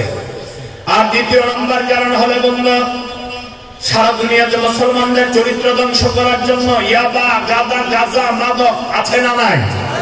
এই সমস্ত ইয়াবা, গাঁজা, মাদকের ছড়াছড়ি সারা দুনিয়ায় তারা করে যাচ্ছে। আমার বন্ধুগণ, শুধু তাই নয়, মুসলমানদের হাতে হাতে আজকে ল্যাপটপ, মোবাইল, কম্পিউটার উঠে দিয়েছে। মুসলমানদের চরিত্র ধ্বংস করার জন্য ইহুদি খ্রিস্টান বেঈমানদের মেয়েরা নেগের ছবি অনলাইনে ছেড়ে দিচ্ছে। আমার বন্ধুরা, তারা দেখতে চায় 3 বছর 5 বছর পর পর তারা চিন্তা করে মুসলমানের চরিত্র আমরা ধ্বংস করে দিয়েছি, এখন আর নবীর পক্ষে স্লোগান দেওয়ার মতো হয়তো কেউ থাকবে না। কিন্তু আমার বন্ধুগণ, মুসলমানের মধ্যে যাদের ঈমান রয়েছে, ওরা যদি মদ পান করে, ওরা যদি নামাজ না পড়ে, কিন্তু রাসূলের ইজ্জতের বিরুদ্ধে কথা বলে, তখন আর তারা ঘুমায় থাকতে পারে না, ঠিক কিনা? আমার প্রিয় বন্ধুগণ, 3 নম্বর কারণ হলো এটা। আল্লাহ তাআলা পবিত্র কোরআনে বর্ণনা করেছেন, আল্লাহ তাআলা পবিত্র কোরআনে বর্ণনা করে বলেন, আমার নবীর বিরুদ্ধে যারা কথা বলবে ওরা হলো সব অবৈধ বাবার সন্তান, ওরা সব হলো অবৈধ বাবার সন্তান, ঠিক কি না বলেন? আল্লাহ বলেছেন ওতুল্লিম বাদা যালিকা জানিন, ওয়ালিদ ইবনে মুগীরা সহ পৃথিবীর সমস্ত নবীর দুশমনরা হচ্ছে অবৈধ পিতার কুলাঙ্গার সন্তান। এই আয়াতটি নাযিল হয়েছিল মূলত, কষ্ট হচ্ছে আপনাদের, অসুবিধা হচ্ছে? এই আয়াতটি নাযিল হয়েছিল ওয়ালিদ ইবনে মুগীরার ব্যাপারে। ওয়ালিদ ইবনে মুগীরা আল্লাহর হাবিবের বিরুদ্ধে কবিতা লিখলেন। আমার বন্ধুগণ, কবিতা লেখার পর আল্লাহর হাবিবের বিরুদ্ধে কবিতা লিখলেন, সাহিত্য রচনা করলেন। আরবিতে সাহিত্য লেখার পরে আমার আল্লাহ ওয়ালিদ ইবনে মুগীরার 10টা দোষ সমালোচনা করে সূরাতুল কলম নাযিল করে দিয়েছেন। ওই সূরাতুল কলমের ভিতরে আল্লাহ তাআলা বলেছেন ওয়ালিদ ইবনে মুগীরা জিনার অবৈধ সন্তান। এখন আপনারা বলেন, ওয়ালিদ ইবনে মুগীরা মানে মুগীরার ছেলে ওয়ালিদ, এখানে বাবার পরিচয় আছে না নাই? আছে, আমরা দেখি আছে, আল্লাহ কয় নাই। ওয়ালিদ ইবনে মুগীরা বাবার কাছে, মায়ের কাছে দৌড়ে চলে গেলেন, মা গো, মুহাম্মদ সাল্লাল্লাহু আলাইহি ওয়াসাল্লামের আল্লাহ আমার ব্যাপারে কোরআনের আয়াত নাযিল করে দিয়ে বলেছেন আমি নাকি জিনার অবৈধ সন্তান, আমার কি বাবার পরিচয় নাই? ওয়ালিদ ইবনে মুগীরার মা বলছে, তুমি কি করেছো বলো? বলে, আমি মুহাম্মদ সাল্লাল্লাহু আলাইহি ওয়াসাল্লামের বিরুদ্ধে কবিতা লিখেছি, সাহিত্য লিখেছি। ওয়ালিদ ইবনে মুগীরার মা বলছে, জীবনে সবচেয়ে বড় ভুল কাজটা তুমি করলা, মুহাম্মদ সাল্লাল্লাহু আলাইহি ওয়াসাল্লামের বিরুদ্ধে কেন কবিতা লিখলা, কেন তুমি সাহিত্য রচনা করলা? ওয়ালিদ ইবনে মুগীরা বলে, মা কি হয়েছে? বলে, আসলে শোনো, তোমার বাবা মুগীরা যদিও দেখতে শুনতে হৃষ্ট পুষ্ট বলিষ্ঠ দেখা যায়, আসলে তোমার বাবার মধ্যে পুরুষত্ব ছিল না। তোমার বাবা তোমার বাবার বন্ধুদেরকে এনে আমার সাথে অপকর্মে লিপ্ত করায় দিতেন, আর সেই অপকর্মের ফসল তুমি। ওয়ালিদ ইবনে মুগীরা এই আয়াত থেকে প্রমাণ হয় যারা বিশ্বনবীর চরিত্রের বিরুদ্ধে কথা বলে তারা সব অবৈধ সন্তান, হারামজাদা। আমার রাসূলের ইজ্জতের বিরুদ্ধে কথা বললে এরা ভালো বংশের পরিচয়ের মানুষ হতে পারে? স্বয়ং নেক্রো, ফ্রান্সের প্রধানমন্ত্রী নেক্রোর বাবার পরিচয় নাই। ফ্রান্সের ভিতরে 60% লোকের বাবার পরিচয় নাই। পৃথিবীতে সবচেয়ে বেশি হারামজাদা হচ্ছে ফ্রান্সের ভিতরে, কথা বলে ঠিক কিনা? এখন সারা পৃথিবীতে কাফের বেঈমান যারা আমার রাসূলের বিরুদ্ধে কথা বলছে, আমার বন্ধুগণ, তাদের বিরুদ্ধে সোচ্চার হওয়া আমাদের জন্য দরকার আছে না নাই? আছে না? আমি দেখেছি আমার রাসূলের ইজ্জতের যখন মিছিল নামালাম, মিছিলে বের হয়ে গেলাম, তখন একটা যুবককে দেখতে পেলাম। একটা যুবক হুইল চেয়ারে করে করে সে নিজে নিজে হুইল চেয়ার চালিয়ে চালিয়ে মিছিলের আগে আগে হাঁটতেছে।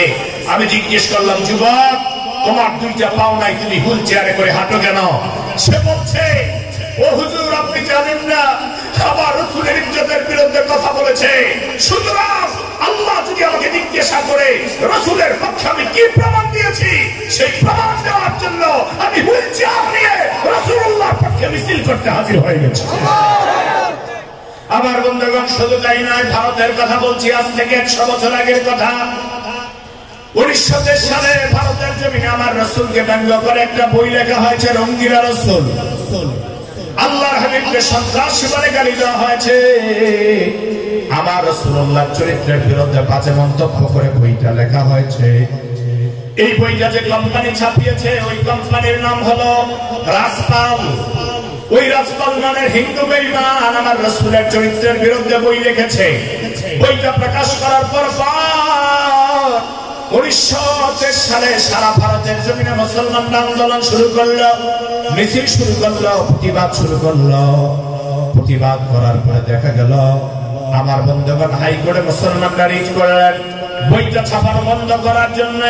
কিন্তু খ্রিস্টান হাইকোর্টেরা তখন সারা পৃথিবীর মুসলমানদের দিকে বিদ্যাগুলি ত্যাগ করে তারা মুসলমানদের আবেদন রক্ষা না করে বইটাকে ছাপাবার অনুমতি দিয়ে দিল। যেই মাত্র রঙ্গিলা রাসূল বইটা মার্কেটে ছাপা হয়ে গেল, আমার বন্ধুগণ সারা বিশ্বের মুসলমানরা ক্ষোভে পেটে বলল, ভারতের জমিনে মুসলমানরা আন্দোলন শুরু করলো। আন্দোলন শুরু করতে গিয়া আমার বন্ধুগণ দিল্লির শাহী মসজিদের খতিব ছিলেন আল্লামা আতাউল্লাহ শাহ বুখারী রাহমাতুল্লাহি আলাইহি। আল্লামা আতাউল্লাহ শাহ বুখারী রাহমাতুল্লাহি আলাইহি যুবকদেরকে ডাক দিয়ে বলে, যুবকেরা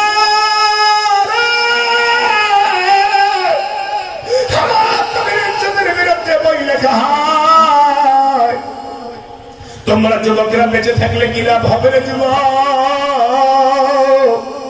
কিয়ামতের ময়দানে আমার নবীর সামনে দাঁড়িয়ে কি জবাব দিবা যুবক? যুবকরা তখন হাত উঁচু করে বলল, হুজুর আমরা সেই বিরুদ্ধে প্রতিবাদ করব, তার বিরুদ্ধে অ্যাকশন আমরা নিব। আমার বন্ধুগণ ভারতের হাইকোর্টে যতবার আবেদন করলো মুসলমানরা বইটা বন্ধ করার জন্য করে নাই, ছাপাবার অনুমতি দিয়েছে, এজন্য মুসলমানরা বিচার হাতে নিয়েছে, ঠিক না? আমার বন্ধুগণ যেই যুবকরা সফল হলো, যেই যুবকরা রাসূলকে হত্যা করেছিল, ওই যুবকের নাম ছিল ইলমুদ্দিন। ইতিহাসে পাওয়া যায় ইলমুদ্দিন হুজুরের হাতে হাত দিয়ে শপথ করে বলে, হুজুর গো আমার রাসূলের ইজ্জতের যদি চলে যায়, আমি ইলমুদ্দিন বেঁচে থাকলে কি লাভ হবে গো হুজুর? আমি আপনার হাতে হাত দিয়ে ওয়াদা করলাম যতক্ষণ রাসূলকে হত্যা না করব ততক্ষণ পর্যন্ত আমি কোনোদিন ঘুমাবো না, ঘুমাইতে যাব না। ইলমুদ্দিন আমার প্রতিশ্রুতি করলো হুজুরের সাথে। আতাউল্লাহ শাহ বুখারী রাহমাতুল্লাহি আলাইহি ইলমুদ্দিনের জন্য দোয়া করে দিলেন। এবার ইলমুদ্দিন রাতের বেলা তার মায়ের রুমে ঢুকে পড়ল, মাকে ডাক দিয়ে বলছে, মা গো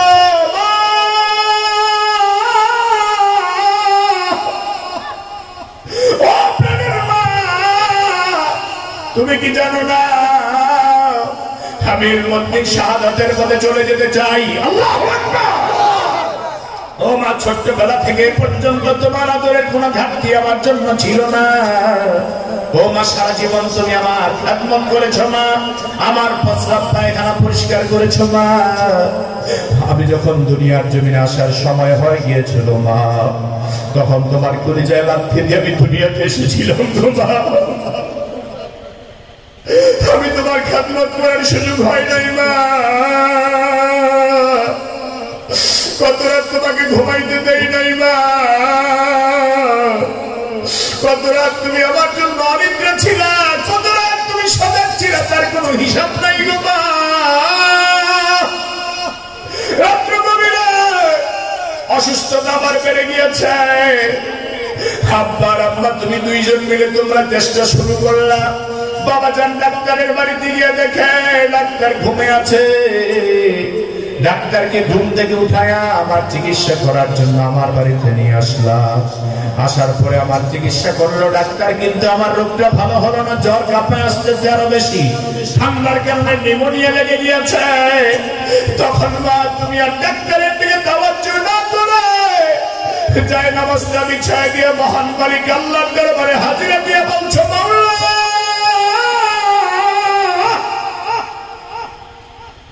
তুমি আমার কলিজার টুকরা সন্তানকে ভালো করে দাও, না হয় আমার সন্তানের রূপটা আমার দিয়া দাও, তারপর আমার সন্তানকে ভালো করে দাও। ভগবান দুনিয়ার জমিনে এমন নিঃস্বার্থ কোনো মানুষ নাই, তোমার মতো মা পাওয়া যাবে না, পাওয়া যাবে না গো মা। আমার জীবন বন্ধুরা দুনিয়ার জমিনে হাজারো মানুষ পাবেন, কিন্তু মায়ের মতো মা পাবেন না রে যুবক। গত কিছুদিন আগে রাতের 3টার সময় আমার গাড়িটা ব্রেক ফেল করেছিল। আমার বন্ধু হঠাৎ করে দেখি ব্রেক ফেল করার পর আমার মা দুঃখিনীর টেলিফোন আমার মোবাইলে বেজে উঠল। আমি আবার নয় চিন্তা করলাম আমার মায়ের হৃদয় কেমনে খবর হয়ে গেল। সেদিন যদি আমি খাগড়াছড়ির পার্বত্য অঞ্চল থেকে ব্রেক ফেল হয় গাড়ি থেকে পড়ে যেতাম, গাড়িটা নিচে পড়ে যেতাম, হয়তো আমি ইয়াসিন ফারুকীকে আজকে আপনারা পেতেন না, পেতেন না। আমার বন্ধু সন্তানের বিপদ হলে সবার আগে মা খবর পায়। ওই মায়ের রুমে যাইয়া ইলমুদ্দিন ডেকে বলে, মা গো 24-25 বছর বয়সের যুবক আমি, আমার সময় হয়েছে মা তোমাদের খেদমত করব। কিন্তু মাগো তুমি কি শোনো নাই আমার রাসূলের বিরুদ্ধে রাসূল বই বের করেছে? মা বলে, বাবা শুনেছি তো, তাহলে তুমি কি করতে চাও বলো? ইলমুদ্দিন ডাকতে বলে, মাগো মা তুমি আমার বিদায় দিয়ে দাও, ইলমুদ্দিন রাসূলকে হত্যা করে ফেললো। মা ডাকতে বলে, বাবা রাসূলকে হত্যা করলে তোমার যদি কিছু হয়ে যায় তাহলে আমি না কেমনে বাঁচবো? ইলমুদ্দিন বলে, বাবা তুমি কি চাও না কিয়ামতের ময়দানে আমার রাসূলের সাথে তোমার হাসর হোক? তুমি কি চাও না কিয়ামতের ময়দানে আমি শহীদ হিসাবে উঠি?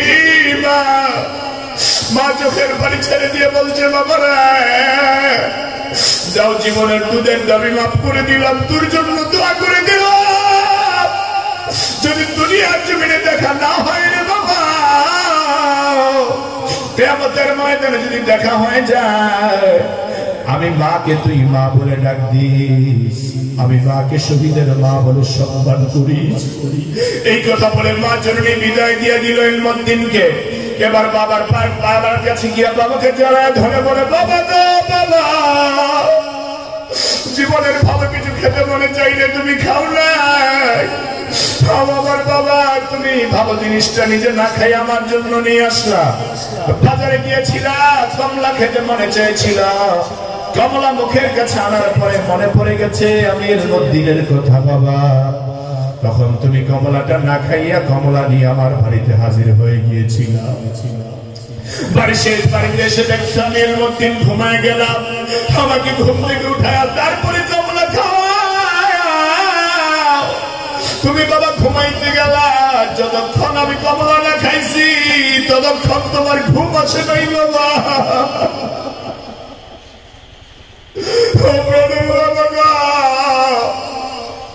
আজকে আমার রাসূলের বিরুদ্ধে বেঈমানরা কথা বলে, বেঈমানরা বই বের করেছে। আজকে আমি তোমার খেদমত করতে পারলাম না রে বাবা, বিদায় দিয়া দাও। যদি আমি মরে যাই দেখা হবে কিয়ামতের ময়দানে। বাবা তুই কপালের মধ্যে চুমু দিয়া ইলমুদ্দিনকে বিদায় করে দেয়। ইলমুদ্দিন এক রুপিয়া দিয়ে একটা চাকু খরিদ করলে। একটা চাকু খরিদ করার পরে রাসপালকে অনুসন্ধান করতে লাগলেন। কয়েকদিন পাগলের মতো অনুসন্ধান করতে করতে রাসপালের লাইব্রেরিতে চলে গেলেন ইলমুদ্দিন। লাইব্রেরিতে গিয়া রাসপালকে পেয়ে বসলেন।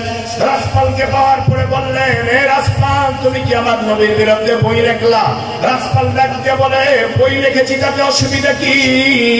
ইলমুদ্দিন ডাক দিয়ে বলে, অসুবিধা কি? তোরে আমি দেখাচ্ছি মজা। এই কথা বলে চাকুটা ছুরিটা তার হৃৎপিণ্ড বরাবর ঢুকে দিলেন। আল্লাহু আকবার, জোরে কান আল্লাহু আকবার। হৃৎপিণ্ড বরাবর কলিজা বরাবর ঢুকে দিলেন। কয়েকটা অপর্যপরি আঘাত করার কারণে রাসূল দুনিয়া থেকে বিদায় হয়ে গেল। নবীর আশিক এখানে দাঁড়িয়ে আছে, বিদায় হয়ে যায় নাই। ভারতের পুলিশ এসে ওনার হাতের মধ্যে হ্যান্ডকাপ পরায় দিল, তাকে জেলখানায় নিয়ে যাওয়া হলো। বন্ধু, লম্বা কথা। জেলখানায় নিয়ে যাওয়ার পর মুসলমান উকিলরা তাকে ছুটাবার জন্য চেষ্টা করলো, কিন্তু অপরদিকে অন্যান্য উকিলরা তার বিরুদ্ধে আদালতে নোটিশ জারি করলো যে একজন বুদ্ধিজীবীকে হত্যা করার কারণে ইলমুদ্দিনের ফাঁসির আবেদন করলো। আমার বন্ধুগণ, ভারতের হাইকোর্ট থেকে তার বিরুদ্ধে ফাঁসির রায় দেওয়া হলো। আমার বন্ধু, সেই ফাঁসির রায় দেওয়ার পর আবার মুসলমানরা সুপ্রিম কোর্টে আপিল করলেন, আবার রিট দাবি করলেন। এই রায়কে বাতিল করার জন্য আবার চেষ্টা চালালেন।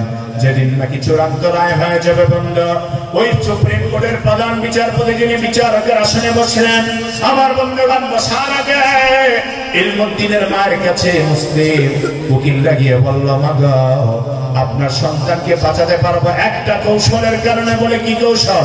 বলে আপনি বলবেন আপনার সন্তান কয়েকদিন পর্যন্ত পাগল ছিল। দুনিয়ার কোন আদালতে পাগলের বিচার হয় না। সুতরাং আপনি যদি বলেন আপনার সন্তান পাগল ছিল, তাহলে হয়তো বা ইলমুদ্দিনকে বেকসুর খালাস নিয়ে নিতে পারবো, অন্তত ফাঁসির হাত থেকে বাঁচাতে পারবো। ইলমুদ্দিনের মা আদালতের কাঠগড়ায় দাঁড়ায় গেলেন। যখন নাকি মহামান্য প্রধান বিচারপতি আদেশ করলেন আসামি পক্ষের কার কোনো বক্তব্য আছে কিনা, মা ডাক দিয়ে বলছেন যে হামনা, আমার ছেলে ইলমুদ্দিন বিগত কয়েক মাস আগে পাগল ছিল, পাগলামি অবস্থায় রাসপালকে হত্যা করে ফেলেছে। এই কথাটা বলার সঙ্গে সঙ্গে ইলমুদ্দিন মায়ের চোখের দিকে তাকে একটা চিৎকার দিয়ে বললেন, মা,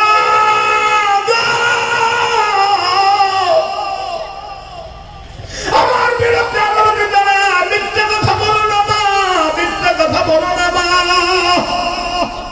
তোমার দুনিয়ার নবীর কসম দিয়ে বলছি মা, আমার বিরুদ্ধে মিথ্যা কথা বলবো না, মিথ্যা কথা বলবো না গুমা, কারণ তুমি জানো না আমি কি দেখতেছি গুমা। গত রাত আমি ঘুমায় গেলাম, হঠাৎ করে আমার প্রিয় নবী মাহবুবকে আমি স্বপ্নে দেখতে পেলাম। আমার নবী আমাকে হাত উঁচু করে দড়ায়া ধরে বলছে, ইলমুদ্দিন রে, তোর বিরুদ্ধে কালকে ফাঁসির রায় হয়ে যাবে, ভয় পাবি না রে ইলমুদ্দিন, আমি রাসূল তোরে বুকের সাথে আগলায়া ধরবো। ইলমুদ্দিন বলে, মা, তুমি যাকে ফাঁসির রশি দেখতে পাও, এটা ফাঁসির রশি না, বরং এটা আমার জান্নাতে যাওয়ার রশি। না, এটা আমি ফাঁসির রশি দেখতে পাই না, বিশ্বনবীর কোল দেখতেছি। আল্লাহু আকবার। আমার বন্ধুগণ, ইসলামের জন্য যারা জীবন দেয়, কোরআনের জন্য যারা যুগে যুগে জীবন দেয়, আমার বন্ধু তারা জীবন হাসি মুখে দেয়, কারণ তারা মরণ দেখতে পায় না, তারা আল্লাহর জান্নাতটা দেখতে পায়। ঠিক কি না? আমার বন্ধুগণ, সেই জন্য বলছিলাম ইলমুদ্দিনের ফাঁসির রায় হয়ে গেল। চূড়ান্ত রায়ের পরে রাত্র 12:01 ফাঁসি হয়ে গেল। জেলখানার সাধারণ কয়েদিদের সাথে তাকে দাফন করা হলো। মুসলমানরা আবার তার বিরুদ্ধে রিট করলেন। 1923 সাল থেকে 1929 সাল চলে গেল। 1925 সালে তার ফাঁসি হয়ে গেল। 1934 সালে মুসলমানরা রিট করলো তাকে দাফন করাতে হবে, তাকে কাফন করাতে হবে, তার জানাজার নামাজ পড়তে হবে। আমার বন্ধুগণ, কোর্টে মামলা চলতে চলতে 2-3 বছর ওভার হয়ে গেল। 2-3 বছর ওভার হয়ে যাওয়ার পরে যখন নাকি কোর্ট থেকে মাবার আদেশ দেওয়া হলো, তোমরা ইলমুদ্দিনের লাশকে উঠায়া মুসলমানের গোরস্থানে দাফন করে দাও। যখন নাকি ইলমুদ্দিনের লাশকে উঠাইতে যায়, তাকে দেখে ইলমুদ্দিনের একটা পশম নষ্ট হয়ে যায় নাই। আল্লাহু আকবার। ইলমুদ্দিনের লাশটাকে উঠায়া নতুন করে গোসল দিয়া কাপড়ের কাপড় পরায়া আবার নতুন করে তার দাফন দেওয়া হয়। রে বন্ধু, আমার আল্লাহ বলেছেন, মালউনিন আইনামা তুকিফু খিযু ওয়া কুতিলু তাকতিলা, যারা আমার নবীর বিরুদ্ধে কথা বলবে তারা হলো অভিশপ্ত, ওদেরকে যেখানে পাও সেখানেই হত্যা করে ফেলো। আমার বন্ধুগণ, এই জন্য আমরা দেখতে চাই, আমাদের মনের দাবি, আমাদের প্রাণের দাবি, বাংলাদেশ মুসলমানের দেশ, স্বাধীন মুসলমানের রাষ্ট্র বাংলাদেশ। আমার বাংলার ভূমিতে যদি কোনো বেঈমান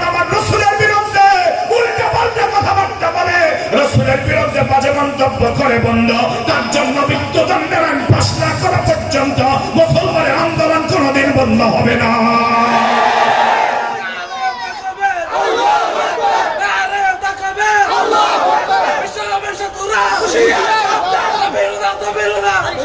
আমার বন্ধুগণ, আমার প্রিয় ভাইয়ারা, সেই জন্য বলছিলাম আমার নবীর চরিত্রকে আল্লাহ সবচাইতে সুন্দর করে দিয়েছে। আমার নবীর চরিত্রের জন্য জীবন দিতে রাজি আছি না নাই? জীবনে আছি না নাই? রাসূলের জন্য জীবন দিতে রাজি হলে খুশি হবেন কে? সেই জন্য আমার বন্ধুগণ, আমরা যারা আজকের এই কোরআনের ময়দানে হাজির আছি বন্ধু, আমরা কেউ চিরকাল দুনিয়ায় থাকবো না, আমরা একদিন কবরে চলেই যেতে হবে বন্ধু। একটু চিন্তা করে দেখেন, মহামারী করোনা ভাইরাস আসার কারণে কত মানুষের লাশ দেখলাম আমার বন্ধু ঘরের পাশে পড়ে আছে। ছেলেরা পাগল হয়ে ফিরে গেছে, মেয়েরা পালিয়ে গেছে, স্ত্রী সন্তানরা পালিয়ে গেছে। এই তো দুনিয়া, এই তো দুনিয়া, এই তো দুনিয়া। যেই দুনিয়ার জন্য আজকে তুমি পাগল বলা হইলা, যে স্ত্রীর জন্য হালাল হারাম তুমি তমিজ করলা না, যে স্ত্রী সন্তানদের জন্য হালাল হারামের দিকে তাকাইলা না বন্ধু, আজকে আপনার স্ত্রী সন্তানরা আপনাকে ফেলে দিয়া তারা ভিন্ন জায়গায় পালন করছে। যদি তাদেরও করুণা হয়ে যায় এই ভয়েতে, আমার বন্ধু বাংলাদেশের আলেম ওলামারা যদি না থাকতো, বহু লাশ রাস্তায় পড়ে থাকতো, দাফন করার লোক পাওয়া যেত না, ঠিক না? সবচেয়ে মুসলমান এজন্য আলেম ওলামাদের বিরোধিতা করবেন না, ওলামায়ে কেরামদেরকে গালিগালাজ করবেন না, আলেম ওলামাদের বদনাম করবেন না। কারণ আলেম ওলামারা হলো আপনাদের পরম বন্ধু, মানুষের পরম বন্ধু, ঠিক না? আমার বন্ধুগণ, বলতেছিলাম আজকে যদি আমার আপনার মরণ হয়ে যায়, ও বন্ধু, আমার আপনার মরণের পর সামান্য একটু বিবেককে প্রশ্ন করেন, আমার আপনার লাশটাকে আরামের খাটের মধ্যে আর শুইতে দিবে না? আমার বন্ধু, আমার আপনার লাশটাকে আমার স্ত্রী সন্তানদার ঘরের ভিতরে নিবে না? আমার আপনার লাশটাকে বাড়ির আঙ্গিনায় ঘরের উঠানে ফেলে রাখবে? ও বন্ধু, এই ঘরের উঠানে আমার আপনার লাশ পড়ে থাকবে। কেউ মাইকিং করার জন্য যাবে, অমকের ছেলে অমক মৃত্যুবরণ করেছে, কেউ পোস্টারিং করবে, কেউ আমার বন্ধু কাপড়ের জন্য বাজারে যাবে, আবার কেউ বাজারে যাবে বাস কাটার জন্য, কেউ কবর খনন করার জন্য কবরের পরে চলে যাবে বন্ধু। আমার বন্ধু এবার সবাই এক এক কাজে ব্যস্ত হয়ে যাবে, নাকে কানে তুলে দিয়া, রুই দিয়া, আমার বন্ধু যখন আপনাকে গোসল দিয়া মসজিদের সামনে খাটের মধ্যে করে জীবনের শেষ পালকিতে করে আমার বন্ধু জানাজার নামাজ পড়ে বিদায় দেবে, ওই সময় আপনার সঙ্গে কেউ হবে না, সাথী কেউ হবে না, আপনার আপনজন বলতে কেউ আপনার সঙ্গে যাবে না। ওই তো ডান পাশের লোকটা আস্তে করে উঠে গিয়েছে, বাম পাশের লোকটা আস্তে করে উঠে গিয়েছে, আস্তে আস্তে বাঁশ দিয়া চাপা দেওয়া শুরু করে দিয়েছে, আমার বন্ধু মাটির চাপা দেওয়া শুরু করে দিয়েছে। মনে মনে মনে আপনার বুকের উপর পড়তে করে বললাম, যেই মাত্র কবরে রাখলাম, কবরে রাখার সময় বলল বিসমিল্লাহি ওয়া আলা মিল্লাতি রাসূলিল্লাহ, আল্লাহ রাসূলের মিল্লাতে আপনাকে আমাকে রেখে দিল। যদি বন্ধু নেক আমল নিয়ে যেতে না পারি, রাসূলের সুন্নাত নিয়ে যেতে না পারি, আমার রাসূলের দাড়ি যদি না থাকে, মাথায় টুপি আর পাগড়ির পরিচয় যদি না থাকে, নামাজের চিহ্ন যদি না থাকে, ফেরেশতাদের প্রশ্নের জবাব যদি দিতে না পারি, তাহলে বন্ধু রাসূল বলেছেন ওই কবরে 99টা সাপ চলে আসবে। ওই 99টা সাপ থেকে সকাল বিকাল থেকে শুরু করে সারাক্ষণ শুধু দংশন করবে, একবার ছুটল মারবে, আমার বন্ধু 70 গাছ মাটির নিচে বেঈমান চলে যাবে, আবার ছুটল মারবে, আবার 70 গাছ মাটির নিচে চলে যাবে, আবার তারা বিষাক্ত দাঁত দিয়ে কামড়ায় কামড়ায় উঠাবে। ও বন্ধু, জাহান্নামের আগুনকে আল্লাহ দেখায় না, দেখায় না, কারণ বন্ধু জাহান্নামের আগুন যদি দুনিয়ার মানুষ দেখতো, পাগল হয়ে রাস্তায় রাস্তায় ঘুরতো। আমার বন্ধুগণ, ওই তো কবরের ভিতরে সব বিচ্ছুর বাসা হয়ে গেল, অন্যান্য কবরের ভিতর থেকে বড় বড় পোকাগুলি আপনার চোখ খাওয়ার জন্য আসতেছে, আপনার চিৎকার খাওয়ার জন্য আসতেছে, আপনার কান খাওয়ার জন্য আসতেছে, মাথার চুলগুলি পড়ে যাচ্ছে রে বন্ধু। কবরের ভিতরে জাহান্নামের আগুন, ওই জাহান্নামের আপনার তাপে পরে আপনি পাগলের মতো হয়ে যাচ্ছে।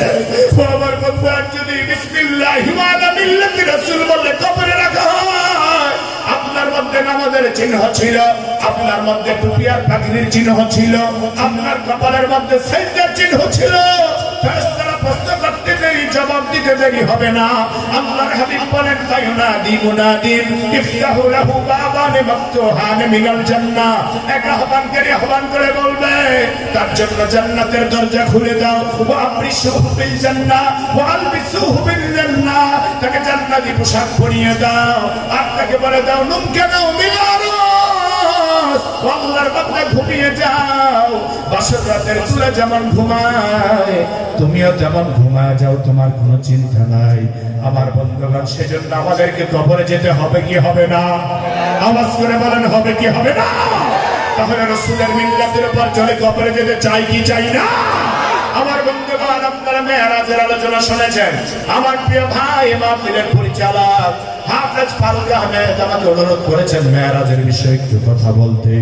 আমি শুধু মেরাজের উদ্দেশ্যের কথাটা বলে আলোচনা শেষ করব। কষ্ট হবে? আলোচনা চলবে? নারে তাকবীর! আমার প্রিয় ভাই মাওলানা মুস্তাফা নূরী সাহেব আলোচনা করেছিলেন, কিন্তু বন্ধু মেরাজের যে উদ্দেশ্যের কারণে মেরাজ হলো, আমার বন্ধু ইতিহাস তাফসীর প্রমাণ করলে খুঁজতে পাওয়া যায় তিনটা কারণে আল্লাহ রাসূলকে মেরাজ করিয়েছেন। কয়টা কারণে? জোরে বলেন কয়টা? তিনটা কারণে আল্লাহ রাসূলকে মেরাজ করিয়েছেন। আমার বন্ধু এক নাম্বার কারণ হলো আমার আপনার প্রিয় নবীর প্রথম স্ত্রী আম্মা জান খাদিজাতুল কুবরা রাদিয়াল্লাহু তাআলা আনহা ইন্তেকাল করেছেন। ইন্তেকালের পরে বিশ্বনবীর মনটা বড় খারাপ হয়ে গেল। আমার বন্ধু কয়েকদিনের মাথায় আল্লাহর হাবিবের আপন চাচা আবু তালেবের ইন্তেকাল হয়ে গেল। আপন মানুষ দুইজনকে রাসূল নবুয়তের 10 বছর হারিয়ে ফেললেন। ওই বছর থেকে বিশ্বনবী আমল হজন উপাধি দিয়েছিলেন। আল্লাহর হাবিব আপনজন দুইজনকে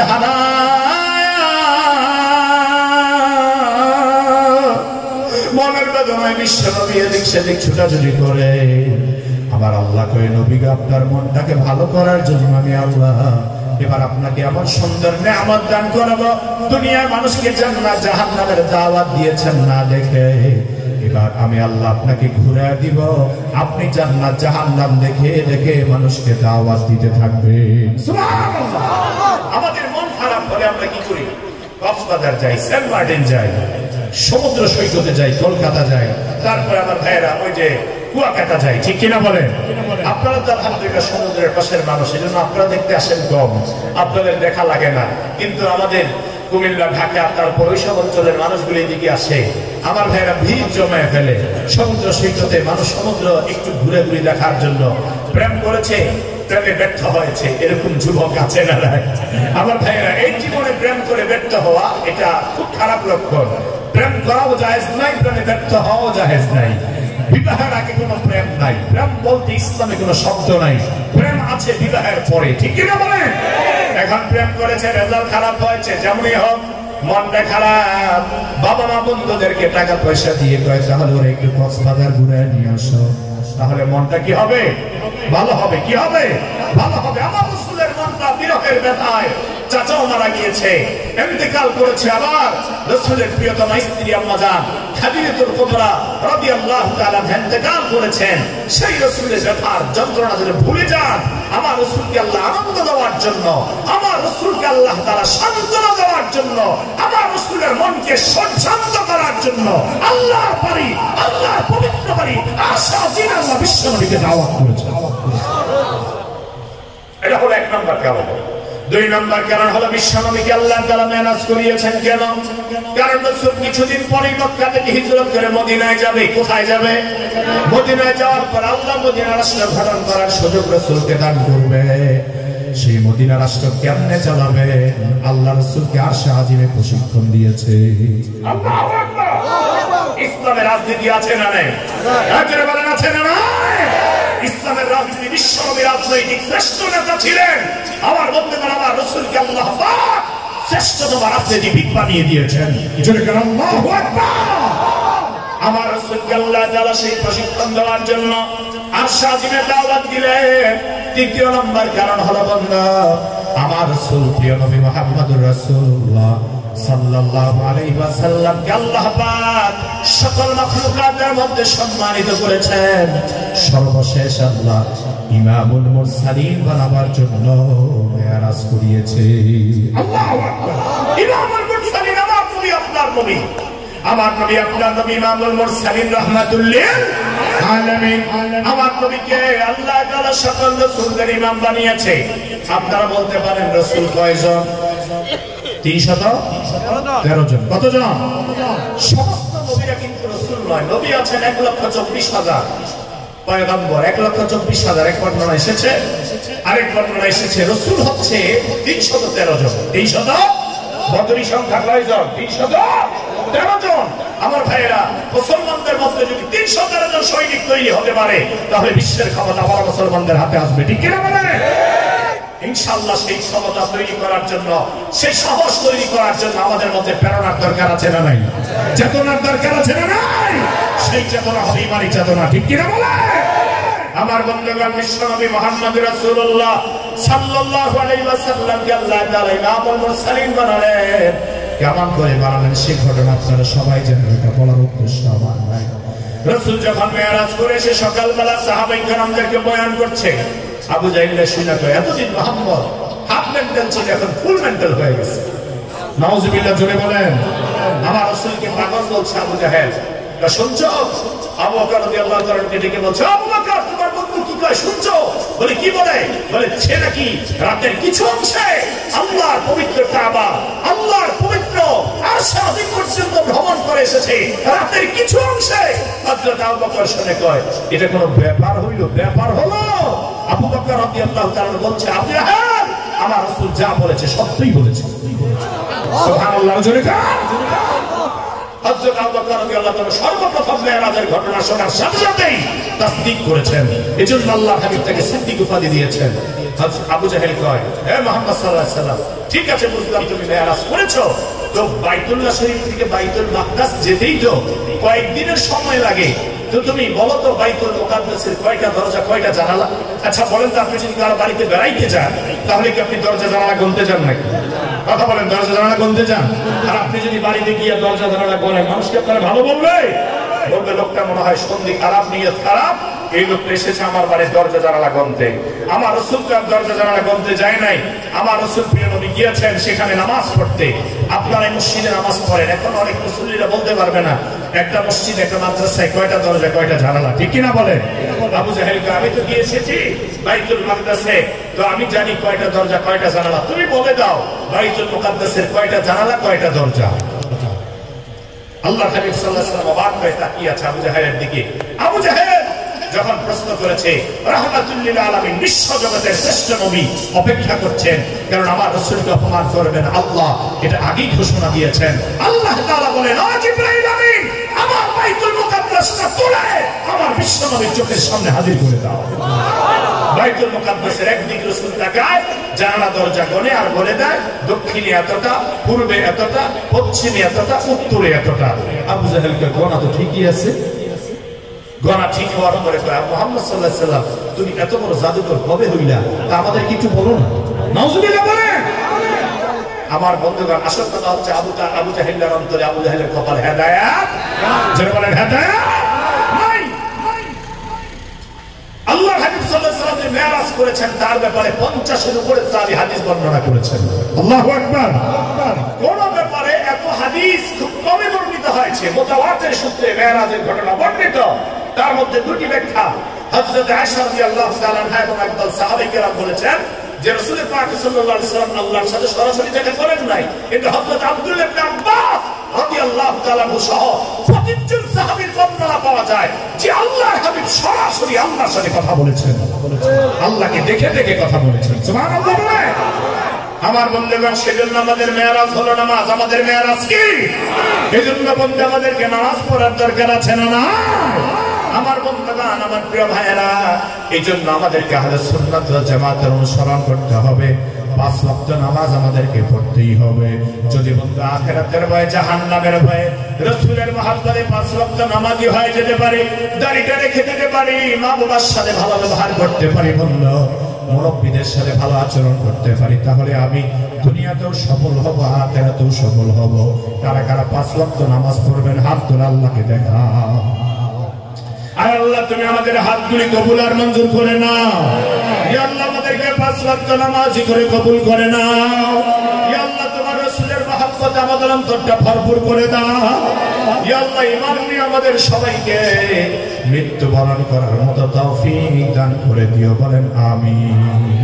কত দূর মদিনার পর, উহুদের মাথার কত দূর, কত দূর মদিনার পর, উহুদের মাথার কত দূর, তায়েফের গ্রাম আর কত দূর, কত দূর রাসূলের রওজা বলো, কোথা সেই বেলালের আযানের সুর, কোথা সেই বেলালের আযানের সুর।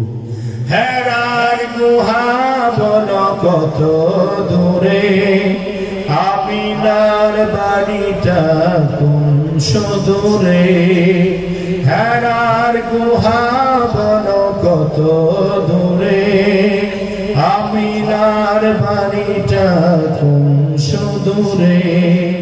মুমিনের জীবনের বাঁকে বাঁকে বদরের সেই স্মৃতি আজও ডাকে, ঠিক না?